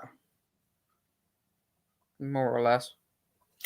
Right. For those of you unaware, the Steven Spielberg released a remake of West Side Story, and all the bits that are in Spanish have no subtitles because apparently It's demeaning for people to understand the film. Mm-hmm. Spielberg's a fucking moron. Well, then we had Chase versus Tony D'Angelo. But actually, hang on. Before we move on, Grayson Waller got like a lip smacking from Io Shirai, basically, in her native tongue, which is Japanese, for people who don't know. And the way she was saying it, you could tell she was pissed off, she was angry, and she didn't like Waller. And then Waller just turns around as Io walks away and goes, I think she likes me. And Io makes a point of saying she doesn't like anybody, not even her own tag team partner. He's an idiot. Yes. We know this. This is not a new thing.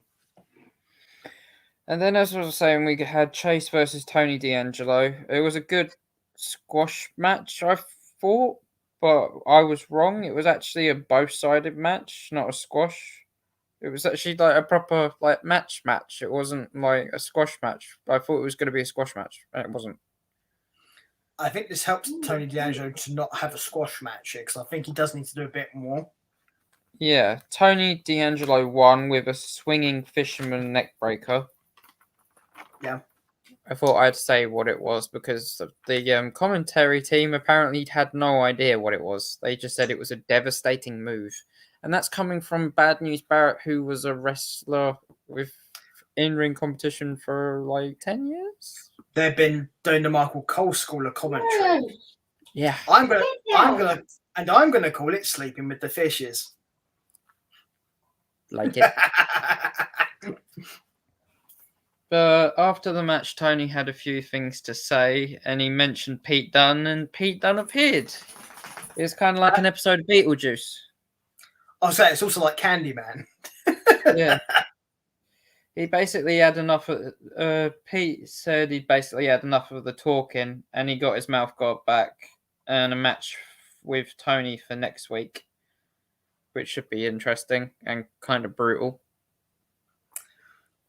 Yeah, just a little bit. Then we had another Waller segment. So NXT was not 2.0, it was 2. Waller. You could say it was Waller to Waller action. Yeah. Oh, for God's sake. Is he around today? This is a fourth wall break after fifth Waller break. Yeah. It's Waller's world. You're just living in it. Yeah, the funny part about this was that made sense. He got kicked out of the locker room by Braun Breaker. Good. Like at least even though Braun Breaker's not a face and he's not a heel at the moment, he's somewhere in between after War Games. We got at least that he's got a respect for Gargano and what he did for NXT by the way that he threw him out of the locker room for what he did. I think it's a case of Breaker is a case of, yeah, I'm going to kick your ass and you're not going to do anything about it. But at the same time, people can still have his respect, and I think that's fine. Yeah, and that's what this was. Speaking about kicking ass, we had Boa versus Idris Inoue. Inoue, sorry. I really struggle pronouncing some of these names. This was payback from an attack from 2 weeks ago when Boa interrupted a match between Idris and Solo Sikoa. Yeah. A good showing from Inoue, but Boa won with a roundhouse kick, and it was actually quite vicious.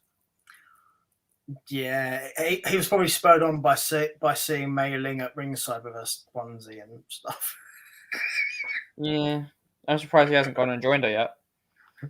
Well, you never know. If somebody drains the abilities from him, that may be next for him. He might get his own onesie. So after that, we had Raquel Gonzalez in a segment asking for Kai in a street fight. Hi, Bruce.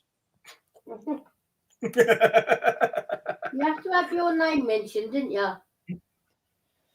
And then after this, we had a Waller segment where he beat the crap out of LA Knight and stole his car and girl in the front. Yeah, he's a douche. This is a douche move. It's fine. Yeah, then we had Jacket Time versus GYV. A good match. The Creed brothers watched close by and caused a distraction for GYV that got Jacket Time the win. I'm guessing this was payback for last week when the Creed brothers lost the match thanks to GYV on commentary. Yeah, you also might want to tell Bruce not to show his butt on the stream.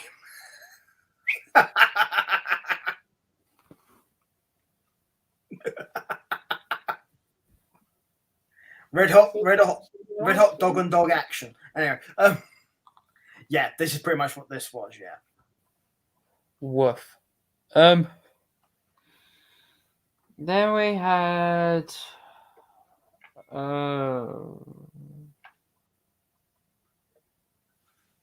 Trick and Mellow segment, which was okay. We found out we will be getting Trick Williams versus Dexter Lumis soon, possibly next week. Cora Jade re-injured, LA Knight injured, Brian Kendrick also injured. That was like a brief announcement from the commentary team. Grayson Waller, they're currently being hunted by the police for kidnapping and theft. Mm-hmm. Brian Kendrick had actually hurt his cervix being thrown down the stairs, apparently. Cervix? It's your pelvis, basically. That's what the commentary team said. Oh, it's a man. Yeah. He's got a cervix. Yeah. Pelvis? Yeah. Yeah, that's why I said pelvis, because it's easier to explain it that way. Yeah, they said cervix for Brian Kendrick. Yeah, which is why, because your mum pointed out quite rightly, men do not have them. No. Which made it all the more funnier. Did they learn that at the local medical facility? Yeah. So that'd be a bloody miracle as well. There would be questions. If you're going to say that somebody's got an injury, you should say an injury that specifies from said person's gender and actual physical demeanor. Something that is actually physically possible for them to have, yeah. Yeah, say that he hyperextended a ligament in his knee, landing on the stairs or something like that, because everybody has a fucking knee. Don't turn around and say cervix when the guy's a bloke. The guy's a bloke. Okay, nice to be very specific there, Aaron Warner. But what I was going to say is you could just say something like he ripped his bollocks.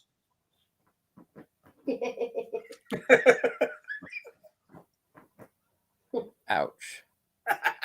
Or he tore his foreskin. What is he on today?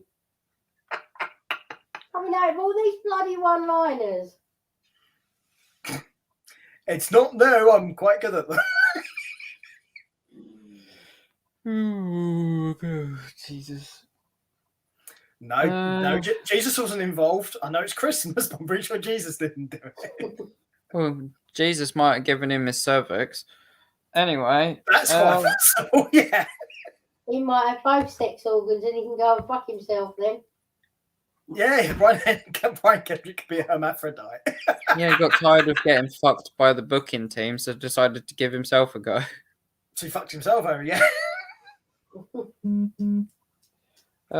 Next we have Braun Breaker versus Roderick Strong. I mean, I was looking forward to this match. However, when it started, there was only like 11 minutes left of the show, and with Mello and Trick Williams watching on the gantry after the initial lockup, Breaker hurt his knee and Strong took full advantage. Mello left halfway through the picture-in-picture break. This match was actually quite good, but then Strong got power slammed and pinned for the win. Then Breaker got a Willow's Bell and a warning from Ciampa. You won a battle, but this war isn't over. And he even gave Braun Breaker a kiss on the cheek, which was kind of creepy. But it's Ciampa, so it's patronizing in its best form, I guess. Which I think is the point. Yeah. So, although I didn't like the fact this only had like 11 minutes or so, because it was kind of obvious the kind of thing he was going to get here. This was bad, and it was just so quick. And like, if you like left the room for a moment, the show was over, and you were just like, "Well, I missed the whole main event." And you also mentioned it as well, picture in picture. Right. Yeah. No, stop. And for all of you who don't know, I skip picture-in-picture because it's distracting as fuck for me. Yeah. For those of you who happen to, like me, also watch AEW, I watch AEW on Fight because there's no picture-in-picture. You stick with the normal thing all the way through, and it's much better. Yeah. Don't get me wrong. I understand why companies do picture-in-picture because they want money for advertising. Understand it, not a problem. But don't have something that's important like your main event in picture-in-picture. Yeah. I gave NXT this week a 7 out of 10. Yeah, I can say it. That leads us to NXT UK. Yes, it does.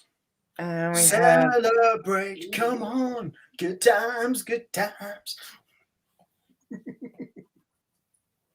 I was waiting for that. Yeah. Yes, you. For those of you unaware, you'll know what that refers to in a minute when we get to it. Yeah, so to start off this week's competition, we had Gallus' Joe Coffey versus De Familia's Charlie Dempsey. De Familia's the new name for the group, for those people who didn't get that this week, even though it was mentioned like 3 times within the first 5 minutes of the show. I think, to be fair, if you change the name of a group like that, you do need to make it clear to people. I just don't understand how, like, it's called De Familias, which is Italian, and none of the people in the group are Italian? Well, familiar is Latin, so it can also be Spanish, but D makes it Italian, so yeah, that is a bit weird. I mean, you've got an Australian, I want to say Austrian in T.O. Man. I believe so, yeah. And a Englishman in Charlie Dempsey. Sounds like the start of a bad joke, to be fair. And now they've got an Italian name for the stable. It's like Italian Latin name. Like, okay. Maybe they're trying to work out how many stereotypes they can offend in one go. Possibly. So anyway, Coffey came out for revenge on Dempsey for attacking Joe 2 weeks ago during a match between the other Coffey brother and Wolfgang versus T.O. Man and Rohan Raja. Yeah.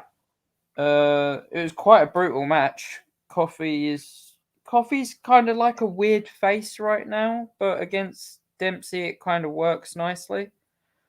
A distraction from De Familia got Dempsey a bit of breathing room, and he managed to shove Joe Coffey into the steel stairs, re-injuring his hand, and then Dempsey got him back in the ring and choked him out with a Dragon Sleeper for the win.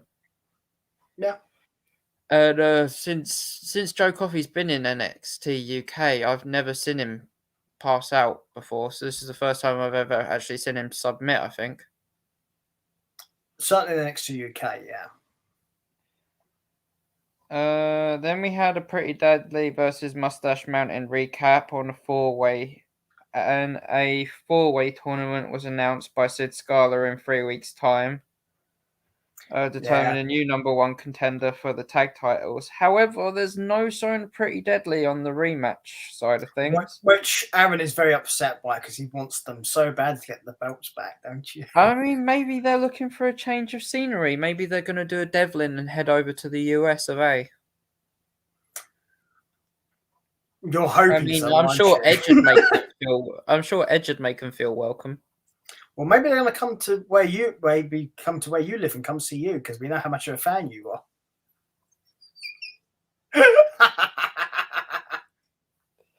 So after that, we had a Jordan the number Devlin 1 fan segment. was that?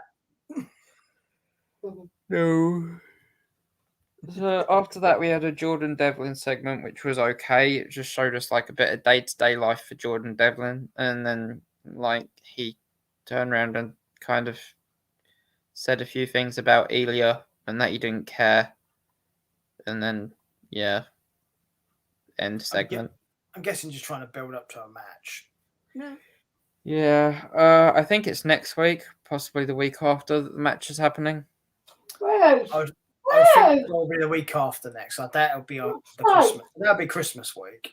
Nobody wants to be beaten up over Christmas. He's and sitting when on you my neck. fight Ilya Dragunov, and I mean Oh. fight, you are going to get beaten up over Christmas if you're fighting on Christmas. You could call it Christmas beatings. Shit. Yeah. And then, you'll probably want to take the next segment because it was your favourite on a segment about winning the tag team titles. Oh, I just wanted to enjoy the celebration. Yeah, I mean, the new champs celebrated and ran thank you promos, and Trent teased a retirement if he loses the belt. That makes sense, at least. The funny part is the first thank you they received came from Aaron.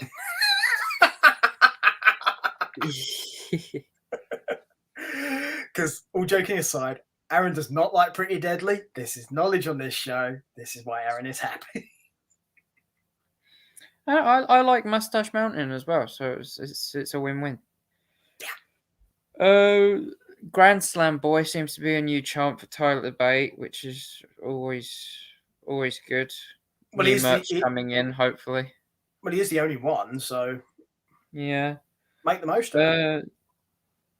Then we had Smith and Carter in a segment, which was short and sweet, saying that they want the tag team gold next year. Then we had Satomura and Davenport in a package, which was good. Be appreciated. Sit down. We had Danny Jones versus Kenny Williams. Kenny told Danny to get lost and find him Mark Andrews. Danny said nothing and stayed put. And we ended up getting this match. A match that got uncomfortable at the end with Kenny standing on Danny Jones's face and dropping him with 2 bad lucks and a win for Kenny Williams. To be fair, it's only uncomfortable if you don't like people standing in your face. Yeah. Otherwise, it's probably quite an enjoyable experience.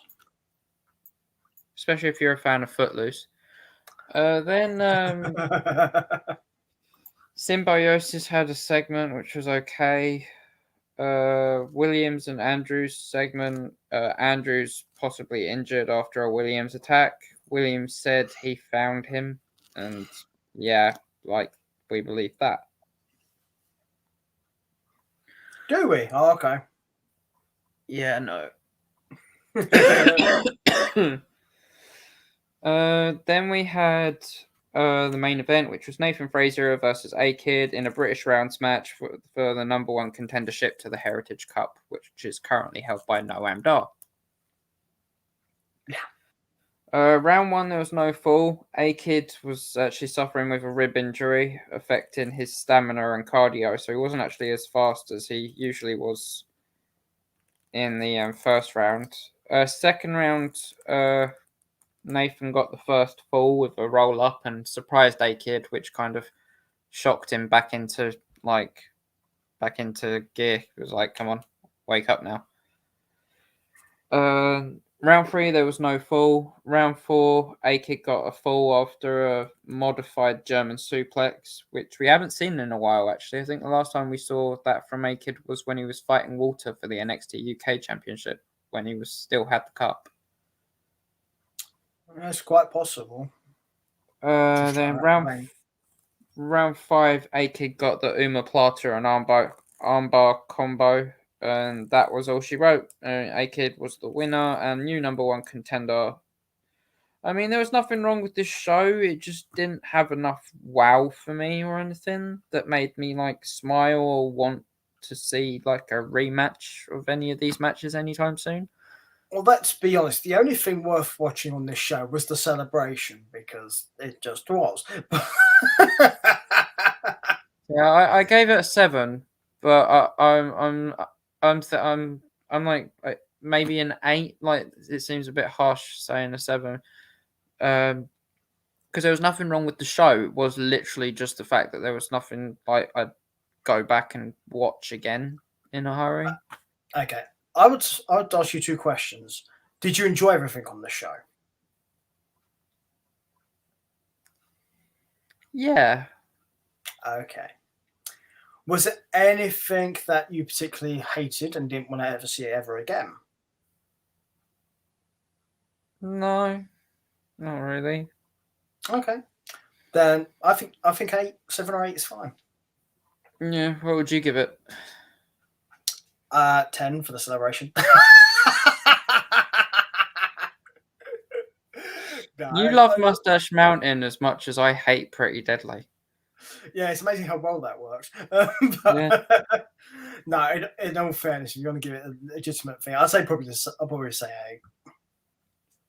Because I thought it was good. I thought everything on this show worked.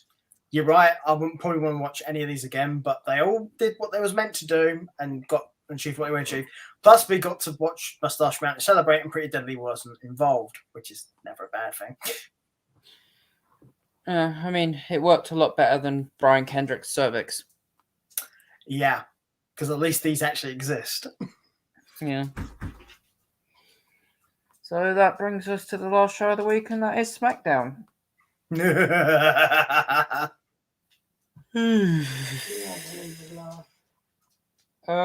So the show started with a recap of last week's Lesnar, Brock, and Zayn segment, and the Brock, Roman,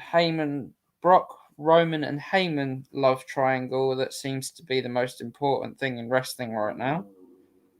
Well, WWE wrestling anyway. Yeah, I was going to say, you may want to quantify Then Sasha Banks and Toni Storm versus Shotzi and Charlotte Flair. Shotzi had no tank. I think it was released. Good luck in its future endeavours. Yeah, you go. Being as they took that off of a guy that was at one of the events and repurposed it for Shotzi, it was kind of funny. Rose. But yeah. Rose, come here. So this match, we had before the match we had a recap of a 1-on-1 between Charlotte and Toni Storm last week. Yeah. But this tag match was pretty good, to be honest. But on top of like the match itself, Toni Storm actually won and got the pin on Charlotte Flair. Yeah. Which I mean, I'm not against, but I have something that may influence your feelings on this match. I mean, it what also followed up later on in the show was the announcement that we're having Charlotte Flair versus Toni Storm for the SmackDown Women's Championship next week on the Christmas edition. Yeah, and do you want to know the fun part? Do you want to know the fun part about that? They switched these matches. They were supposed to be on the opposite shows of what they're on. The title match should have been on this show, and the tag match should have been on the other show. They swapped them around. He's scratching my legs. Booking. Yeah. So King Woods and Kofi and the Usos segment after this was okay, but I have one question about this segment. Why the fuck is Nakamura queuing up to kiss King Woods' hand when he's the IC title holder? Nobody can explain Shinsuke Nakamura. There you go. That's pretty much all I can think of. Because yes, it's fucking stupid. Yeah. Then we had a progressive Xia Li recap, which was okay. It then led to a Natalia segment. Hang on. Progressive what? Recap. Progressive? Yeah, progressive. Why progressive? I don't know. Insurance. They sponsored the show. Yeah, if somebody's going to use something like that, they need to explain it. Yeah. We had like a Xia Li recap, which was okay. It then led to a Natalia segment where she said if Xia Li met up with her again, she will slap the crap out of her, basically. I'll tell you what. Get her and Natalia to go outside into a parking lot somewhere or onto a judo mat and let them have an actual fight. And then we'll see who wins. Mm-hmm. That's all I'm saying. Then for some reason we had a Bobby Lashley segment on Friday Night Smackdown about the WWE Championship situation. That was a full 5 minutes long, by which time I'd even forgotten that the Viking Raiders had actually already come out to the ring with their entrance music and everything. Would you like to know why this recap was probably on this show? Why? Raw's rating was pretty much the worst it's been in a very long time. I heard that the attendance record wasn't too great either.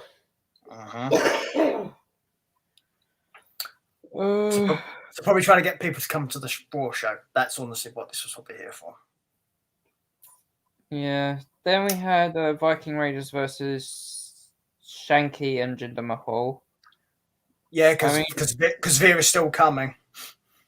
Yeah, I mean, a good win for the Viking Raiders and not a bad showing for Jinder and Shanky. But the Raiders should win this because they're an established tag team. They've held belts before, so yeah. Yeah, I mean, it wasn't a squash match, but it was a decent enough match. I would say, to be fair, people will give shit for this. Jinder's a former WWE champion, so it shouldn't be a squash match. No, there's no way it should be. Yeah. So at least this made sense to me. Also, it's something new as well. It's not like a repeat of like a match that we've seen before. Yeah, I'm always a fan of that too. I like those. Yeah. Then we had Happy Corbin with Happy Talk with special guest. With special guest Angela in the table. AKA McIntyre's sword, for those of you who don't know. The fuck is this bullshit still doing, right? Okay. Do you know what's really weird about this? McIntyre and Madcap's acting, trying to pull out the sword. Yeah, but there's actually much more weird about this. It looked like an ad for constipation. Yes. Last week's show was in Los Angeles. This week's is in Chicago, right? This is about 5,000 miles, 3,000 miles away from each other. How the fuck did they get the desk to fucking Chicago? They put it on wheels for, since last week. What do you think? It had its own dolly system. Yeah, do you think Abby Corbin must just put it on a fucking gun, like a trolley or something, and jumped on the top and just did this the entire fucking way? Use the store to fucking steer it. Like a little sail and all that shit. So we knew how this was gonna go. And after 3 jokes from Madcap, an attempt at trying to get the sword out by both Corbin and Moss, we had McIntyre's music hit. He came out and smiled, looked them both dead in the eyes and said, "Performance issues, boys." Which, to be fair, they probably both do. Best neither here nor there. Then they couldn't get it up. And couldn't get it out. Well, that too. Public embarrassment. They just couldn't perform on the big stage. Feeling a little limp. Yeah. There's a pill for that. Blue Chew! So they McIntyre knocked both of them out of the ring and reclaimed Angela. Sami Zayn, Pierce, and Deville had a segment next, which was okay. Sami Zayn hates Christmas, for those of you who don't know. I'm actually kind of reckon that Adam Pearce is quite happy that Sammy's around that, because Brock's going to leave him the fuck alone because he's going to go after Sammy. So, for those of you who don't know, Sammy doesn't like Christmas. He doesn't like what's the word of it? The commercialism of it all. There you go. That at least makes sense, because he's the conspiracy guy, so it kind of makes sense. So he went to Adam Pearce and Sonya Deville and said he wished them both a merry, happy holidays, and said that he hoped that they was in the spirit of giving, because he had his title match squandered because of Brock Lesnar, which is a fair point after what happened with his title shot. That's it. He's not wrong. No. But instead of giving him his rematch, they announced that there will be a 12-man gauntlet match next week. Yeah, for an IC title shot. Yeah, that really is the same thing. Yeah. What's the odds that Sammy's first in the gauntlet match? And first out of it. Yeah, probably. I imagine the odds are quite high that that's going to happen. I feel sorry for Sammy as he's just re-signed as well. Yeah, well, Same thing applies to Sammy, it applies to Kevin Owens. If it's the deal you want and it makes you happy, go for it. And we still haven't seen Sammy's film, so we kind of need him to stay put for a bit. Yeah, make sure Sammy puts on the right film. That I don't want to see the Adventures in Gingerland. Then after that segment, we had Ridge Holland versus Cesaro, which was a good match. And then Holland got the win over an injured Cesaro. Yeah. Then we had another segment where McIntyre was searching for Moss and Corbin. Then we had a Naomi segment, and Naomi came out with a Christmas list and demanded a one-on-one match with Deville. And Deville came out and set up a match with Baszler instead. And then we had Baszler versus Naomi. Naomi got a roll-up within 3 minutes of the bell ringing and got a win over Baszler. And what was the roll-up like? Meh. Exactly. If you're going to do roll-ups, do them like Dominic did the other week. Make it look good at least. Jesus Christ, what are you doing?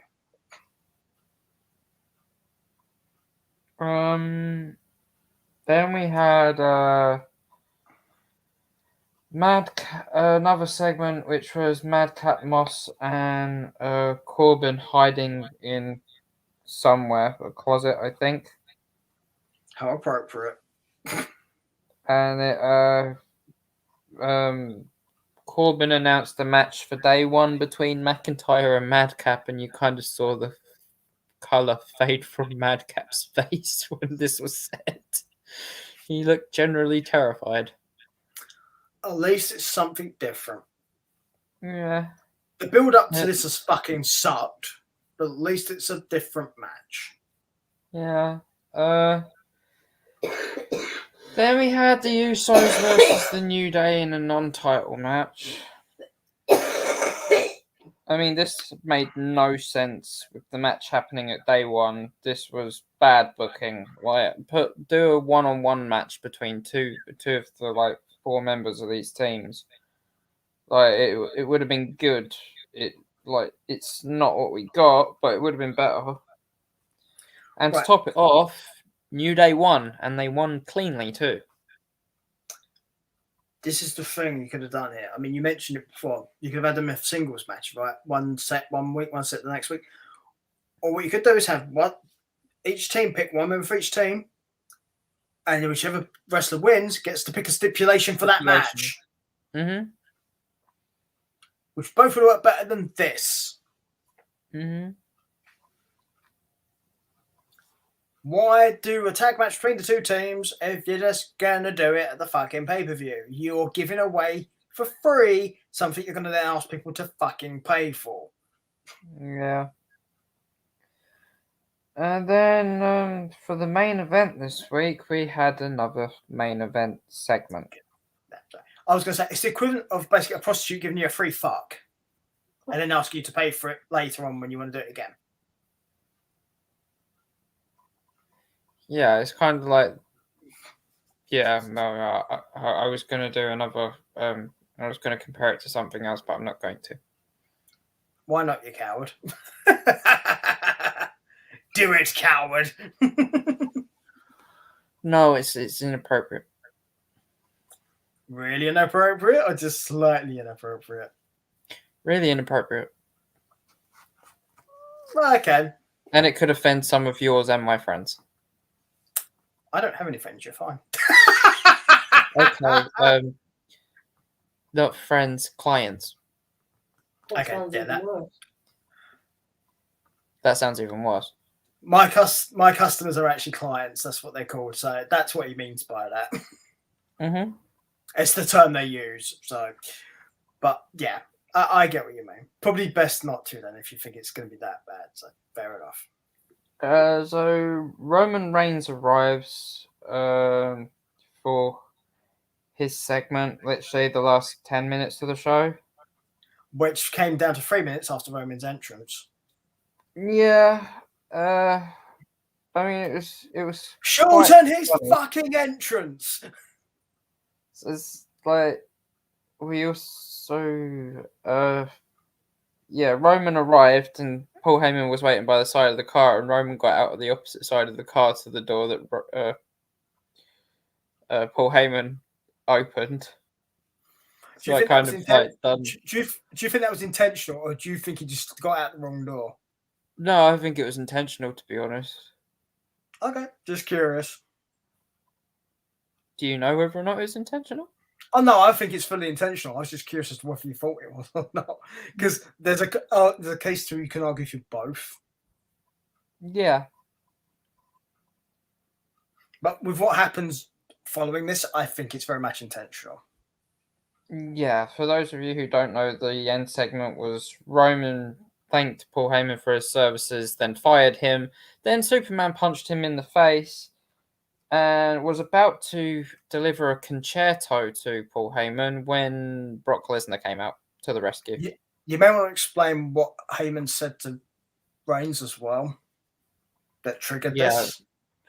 Heyman said he wasn't protecting Brock Lesnar from Roman Reigns. He was protecting Roman Reigns from Brock Lesnar. Yeah, Roman didn't take that well. Surprise! No. And then after Roman Superman punched Heyman and was about to concerto him, Brock came out to the rescue, came out, put the bloodline on their asses, and this was all in the last 10 minutes of the show. Yeah. He literally clotheslined Jimmy Uso's head off, almost.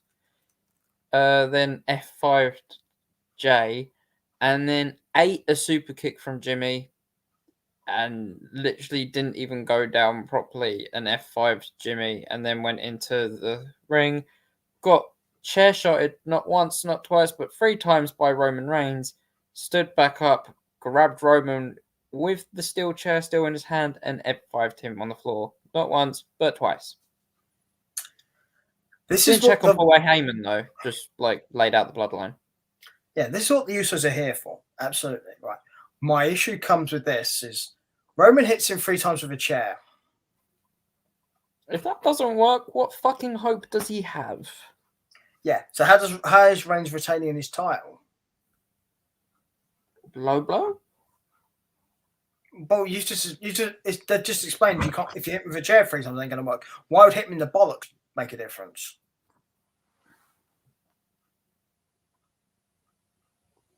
He's got big balls and he cannot lie? No? Maybe he's got a cervix.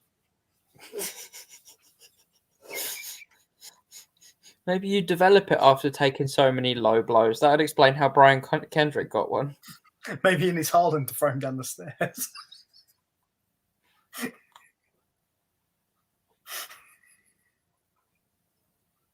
Maybe that's how you get a cervix, because Harlan's got to throw you down the stairs to get one. Achievement unlocked. Cervix in denial. Maybe it's Harlan's gimmick. The cervix throw you down the stairs so hard you'll develop a cervix. Yeah. Which does beg a question, right? What happens if you throw a woman? She develops a penis.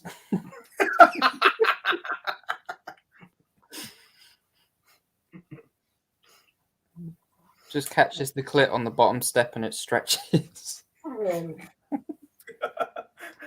am I now really, really, really curious to see him do it to Mandy Rose?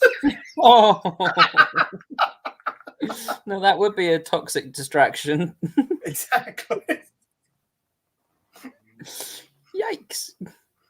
I have a worse one for you. Gonzalez. Told you it was worse. Can do one better. Piper I can Niven. do. I was gonna say I can do worse. Maurice. Hasn't she already got balls? I mean, she's got more balls than Miz. Well, that's not hard. Not after the trip down the stairs, no. No, that's because you develop a cervix, yeah.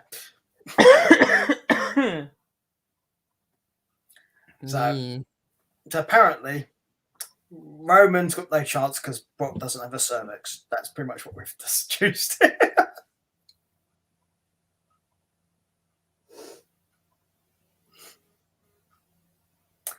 So yeah, essentially.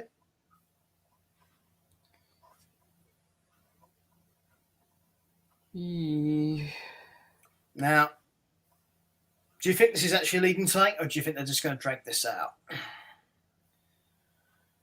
I don't know. Not the cervix. I mean Roman and Brock. I don't know because of the booking schedule and stuff with the Royal Rumble coming up and a certain return that's been mentioned and passed around the internet recently. Because somebody's schedule was wide open for a little while. Yeah, I'm going to WWE. Yeah, it's confirmed. Yeah, it's going to show you. He's going to show them what real booking looks like. Yeah, and a male cervix. I'm ready. In fact, you could have SpongeBobbed the fuck out of that and just gone, I'm ready. In fact, I'm getting ready right now. Look, I'm booking. That's right. Aaron's next storyline. Aaron gets thrown down the stairs by Kaylee and develops a cervix.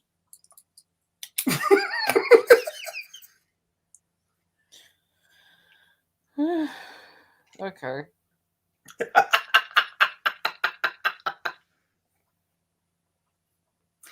Tell you what, no. Next time you see her, honestly, tell her you've got a cervix. Let's see what she says. I just messaged her and I asked her if she was coming to the after show. She's not well, so she's given this week a miss. Maybe she's developed a pelvis. She's got a pelvis. Everyone has a pelvis. No, instead of the cervix, she's got double pelvis.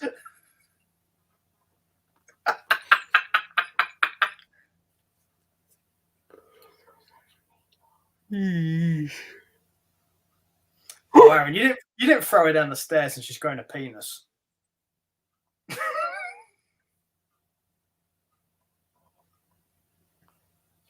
threw himself down the stairs to get a penis.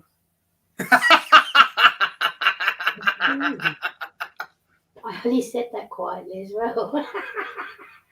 Oh no! You two have got the same laugh. It's fucking terrifying.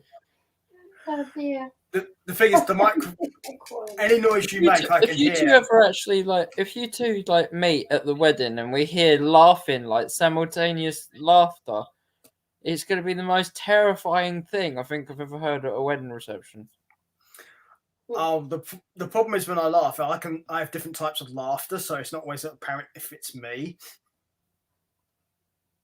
I think I've heard pretty much all your laughs. Trust me, you haven't. You really haven't. That was a lovely one. Mum's just quoting, Mum's just commenting on all your laughs now. Is she really? Fascinating. What the fuck? Yes. I am quite not in a case. Yes. Let me out. I'm not in a case. How much coffee have you drank today? Not enough. Not enough. You both said that at the same time. Stop it. No, make me. Why you little? I gotta go.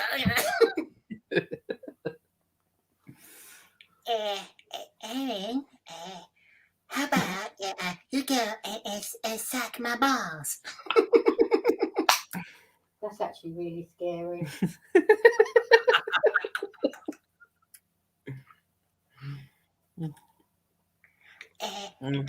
Where's Kenny when you need him?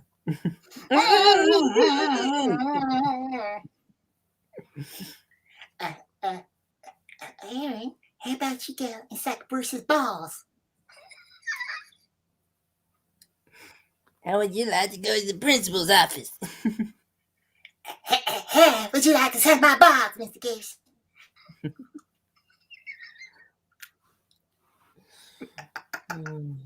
All over his partner got me on staying.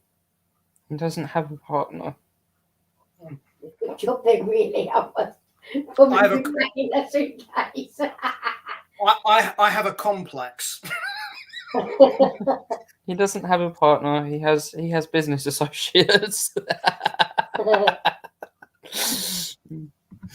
And sometimes they make offers you can't for the fuels. Like coffee. They give me coffee.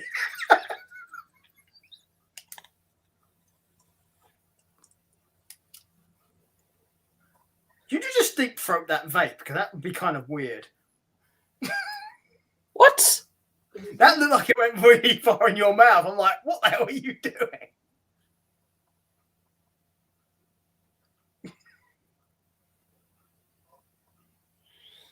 No. You did grow a cervix. It needs to be massaged twice a day. That looked wrong. Yeah, it does, but... Well, I haven't grown a cervix. I agree. That looks very... But I can't see where the head is of the bird. Probably in between the wings. I thought your fucking foot shaked then. It's Bruce's head.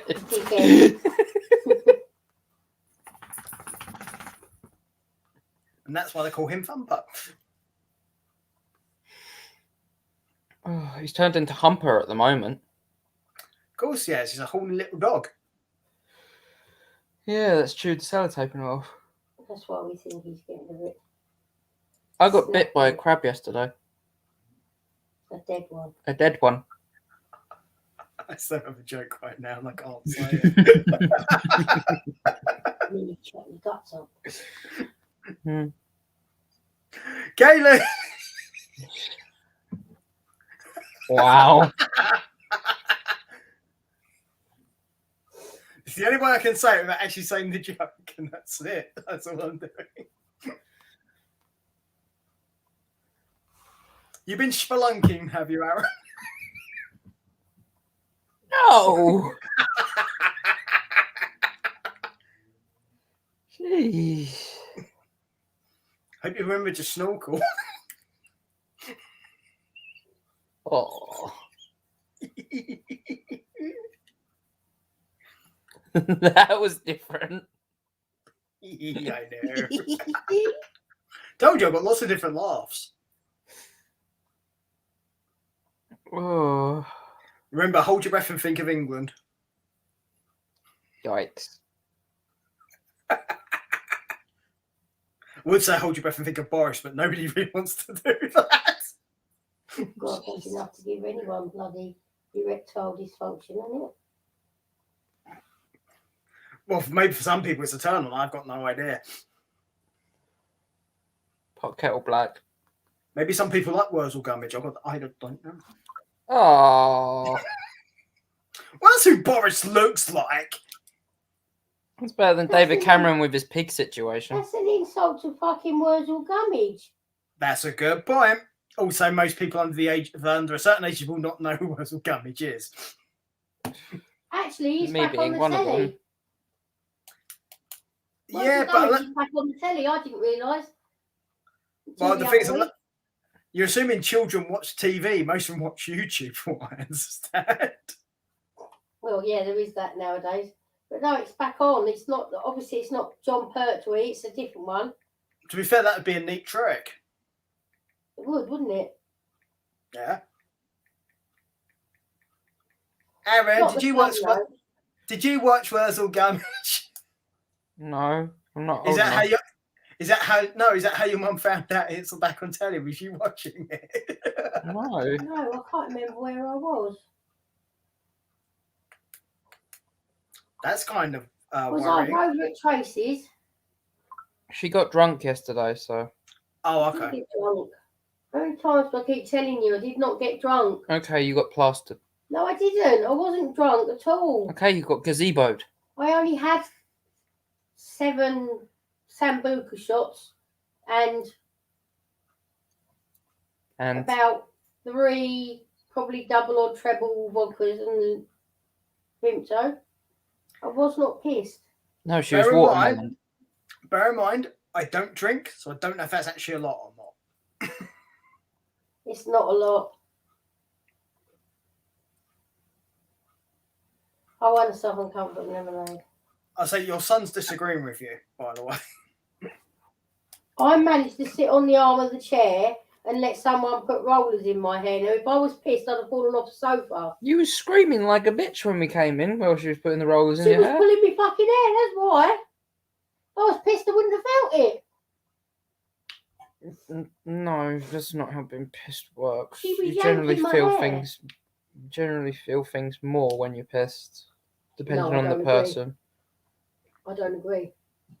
I've had the I shit think- kicked out of me when I was pissed. Didn't feel it half as much as I would have done if I'd have. Oh, I wish I had the shit beaten out of me when I was pissed. Kaylee! I've not been pissed in front of Kaylee before. That's what I mean. She can beat the shit out of you then. It's fine. Cakes. You can I'd get like a pepperoni pizza, please.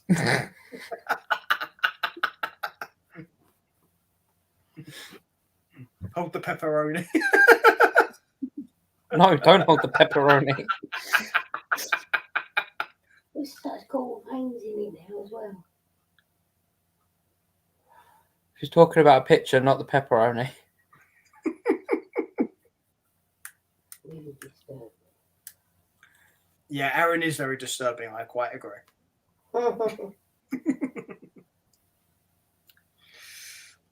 I could say something, but no. You could say many things, some of which would also get us kicked off YouTube, so please don't. There's a reason I don't say certain things as well. That's why. We are also streaming on Twitch as well, which is really a reason not to say it, because Twitch's rules are much more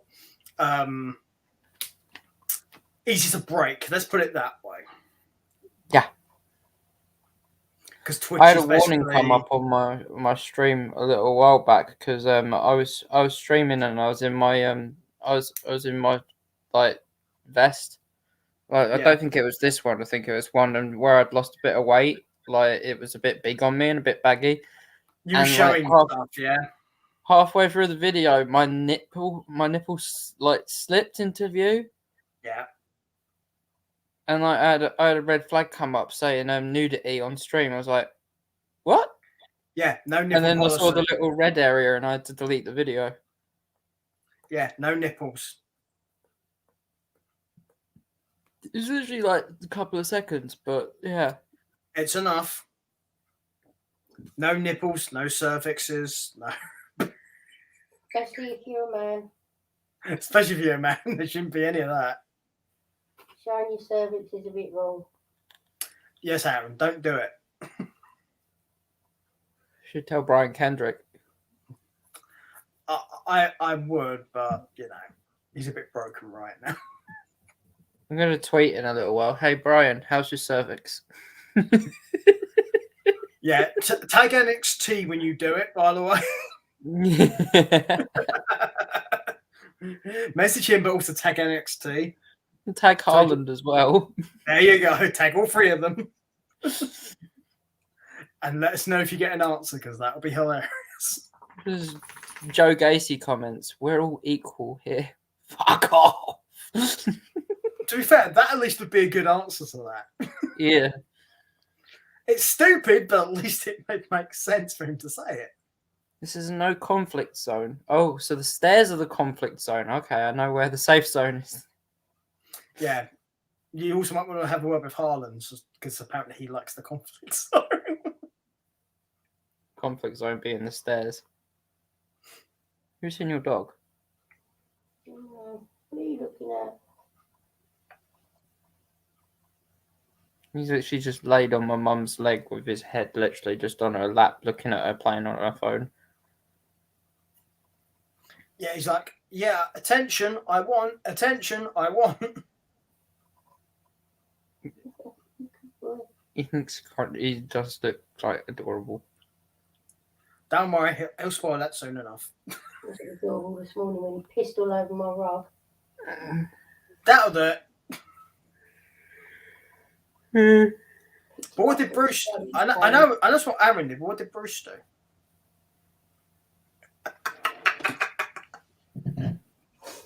Played to take the piss. I've told Aaron time and time again not to piss on my rug, but he don't listen. Yeah, Aaron, stop pissing in your mum's rug. Taking the piss again. I actually managed to make it to the bathroom last night. He was lucky. Congratulations. Fucking frightened the shit out of the dog. The dog jumped up out of his bed. He was asleep. Frightened me and all. Yeah. What it was. I went to Blue Water last night, and we went to this seafood and steak house, and like it's a crab shack as well. I had a crab shack combo. It wasn't that. It was the fact that you downed a 4-pint jug of bloody Guinness. That would do it. Yes. No, but I ate the crab shack combo, and one of the clams was closed in the combo, so I took it out, and I thought I'd be all right, and I ate it. It wouldn't have happened that quick. Your mum's right. It would be the Guinness that does that, because if you drink that much Guinness, it's something I happen to know about alcohol. Guinness is very much will make you do that if you have too much of it. It is, Yeah. especially if you drink it quickly. I was fine walking around Blue Water though, because we walked around for another like 2-3 hours. The open air, then you have the car journey back, turning all your stomach up, and then all of a sudden it's going to go. Ooh. No, I laid down. I FaceTimed Kaylee, laid down, went to sleep, and woke up with like a really bad pain in my stomach. I ran out to the bathroom and I saw my dinner all over again. It was fucking horrible. Well, that's what you get for having seafood. No.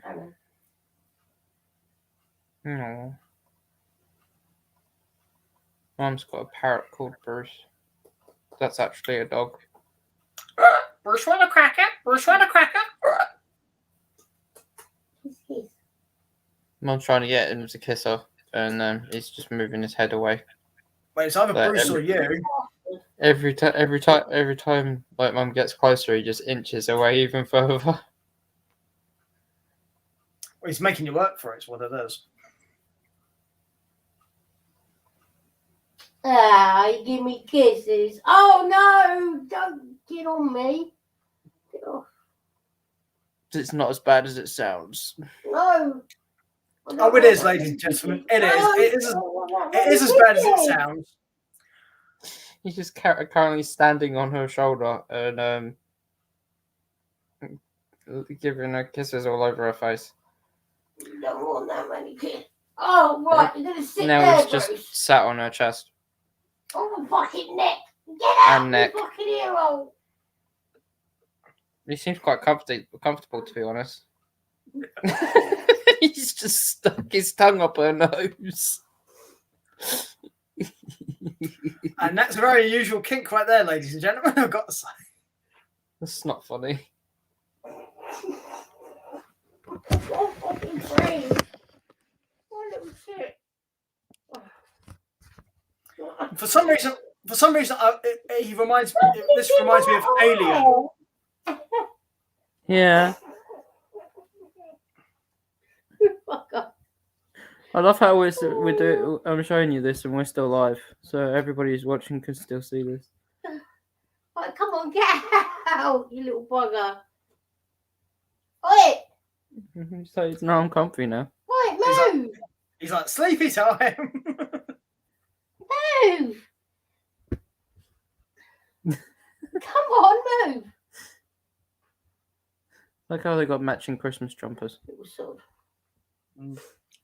I believe that's snoozy, actually. I believe that's make me. That's what Bruce just did there. Yeah. So, but we should probably let everybody go. Yeah, I've got to go have a bath.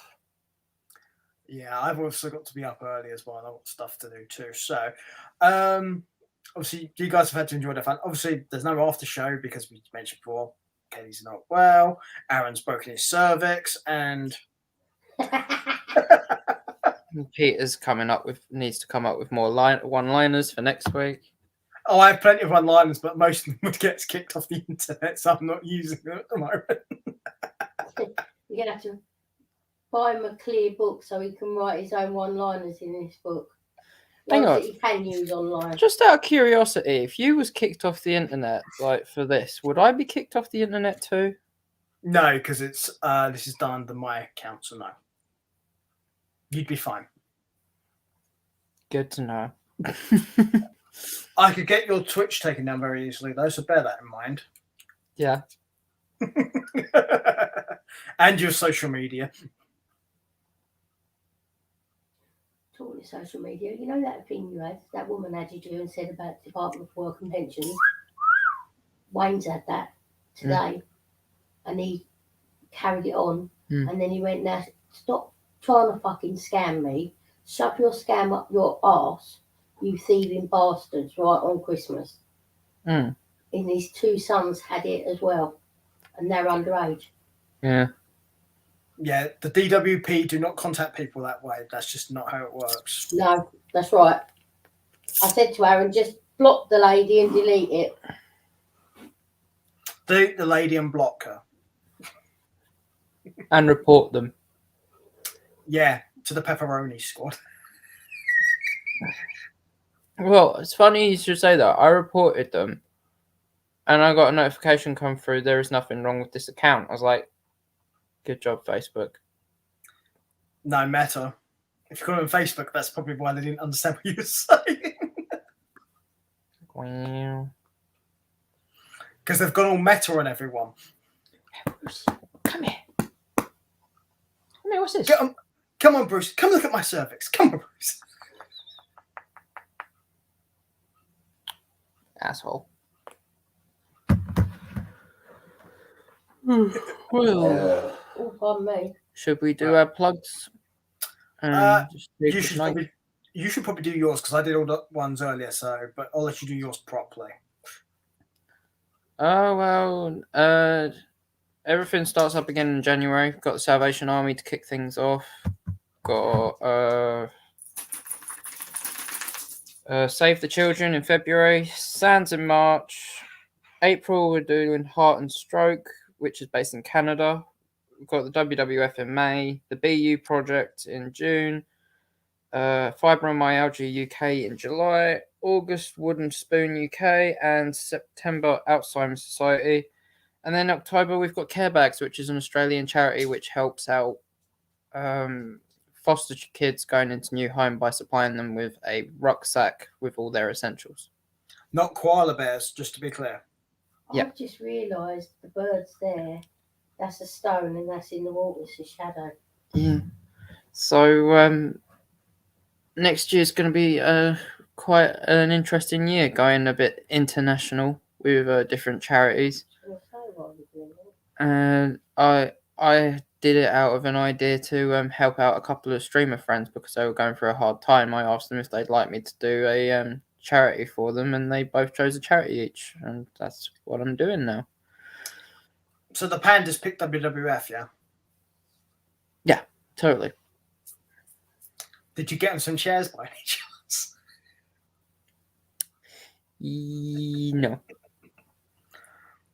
Well, you had to get that T-shirt from somewhere. I got that T-shirt from Wish, I think. That makes sense, actually. But I'm gonna have an actual WWF licensed T-shirt sent out to me soon. So Yeah, for those of you old enough to remember, but not talk about the wrestling, this is the World Wildlife Fund. Yeah. So, but in the meantime, before that starts in January,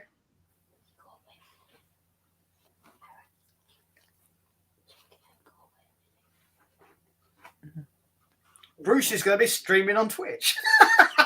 Yeah, me and Bruce always on Twitch when we can be, always streaming, always trying to build up with the community. And yeah, as I said, January it all starts up again. We're doing an Easter egg drive for Salvation Army, and then after that it'll go back to Swear Jar. February to October, every month the Swear Jar resets, £1 per swear word. And then the Just Giving pages will be live and active from the start of every month as well. I just hope that this month we're a bit more successful with the aims and stuff, because last month we did, last and this year we did struggle a little bit on some of the months to hit the target. I mean, it's only a £50 target, so if anybody does want to donate on the various months, then they're more than welcome to. So most of my streams are always awareness based, but the fundraising is the other half of it as well. Can help get the charities out there, then that's great, but fundraising is the main priority. Yeah, there'll always be links and stuff, obviously on this show and obviously on Aaron's socials as well, so you'll always be able to find stuff that way too. So obviously that's the Twitch stream, but of course the other part of it, of course, is merch! And this will be disappearing on the 7th of January while stocks last. I've spoken to Stream Elements as well, and they're hoping to get their sizing and stuff sorted by 2022, early 2022. So I won't be moving merch sites. I will be staying on Stream Elements. Why is there been problems with the sizes? So there shouldn't be a problem if it is worked out and the plus sizes are available as of 2022. The merch may return momentarily, but I will put an ad up for the merch in the new year if so. Yeah, you'll be kept up to date, and we'll make sure of it. So Yeah. Always good. So there we go. And as we mentioned before, Aaron normally streams on Mondays, Wednesdays, and Saturdays. We'll have Monday, I'm assuming, and Wednesday. Obviously, Saturday is Christmas, so yeah, there may be Boxing Day. Yes. Yeah, there may be a live on Instagram just to wish everybody a Merry Christmas on Christmas Day. But apart from that, the stream will be happening on the Sunday. There you go. And yeah, I think that's everything, I do believe. Yep. Fantastic. Right. Links to all that stuff we just talked about is in the description down below. On YouTube, if you're on Twitch, follow the links. There are some there. If not, come over to the social media platforms and to YouTube to find them that way as well. And Bruce has the photo bomb at the end because, of course, he does. Hi, Bruce. Bruce, do you have a cervix? I think he tried to show you then. Yeah, I don't see it there, Bruce, so I don't think you got one. And apparently Aaron's getting attacked by Bruce. Bruce is trying to get over. Bruce is making a comeback. He's going to beat it. Go on, Bruce. Go on, Bruce. You can do it. So whenever we talk about merch, I think he wants his own merch. Probably. I mean, he's wearing I've a had Christmas people jumper. ask about whether or not there's going to be Bruce merch. You should definitely get him a little Bruce jumper or something. Yeah. So Bruce mugs. Or like a hurricane thing, you know, Shane Helms with the superhero costume came saying all of that. Yeah. To have Team Bruce and Team Caring. And Bruce seems to be getting over more than I do. Do you mind? To be fair, he has the natural advantage of being a dog. People like dogs. It's a thing. Mm-hmm. Even if they're little shits. Or big shits. People just like dogs. Yeah.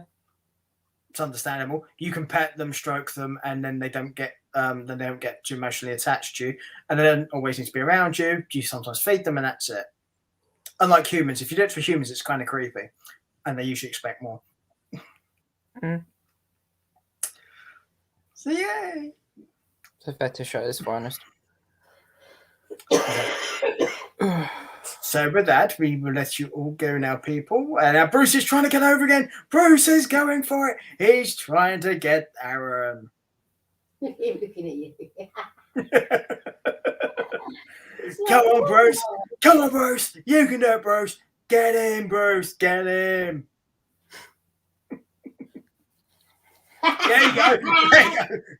That was like you looked at me. And with that one, Bruce getting over, as you should. We'll see you later, people. Bye-bye.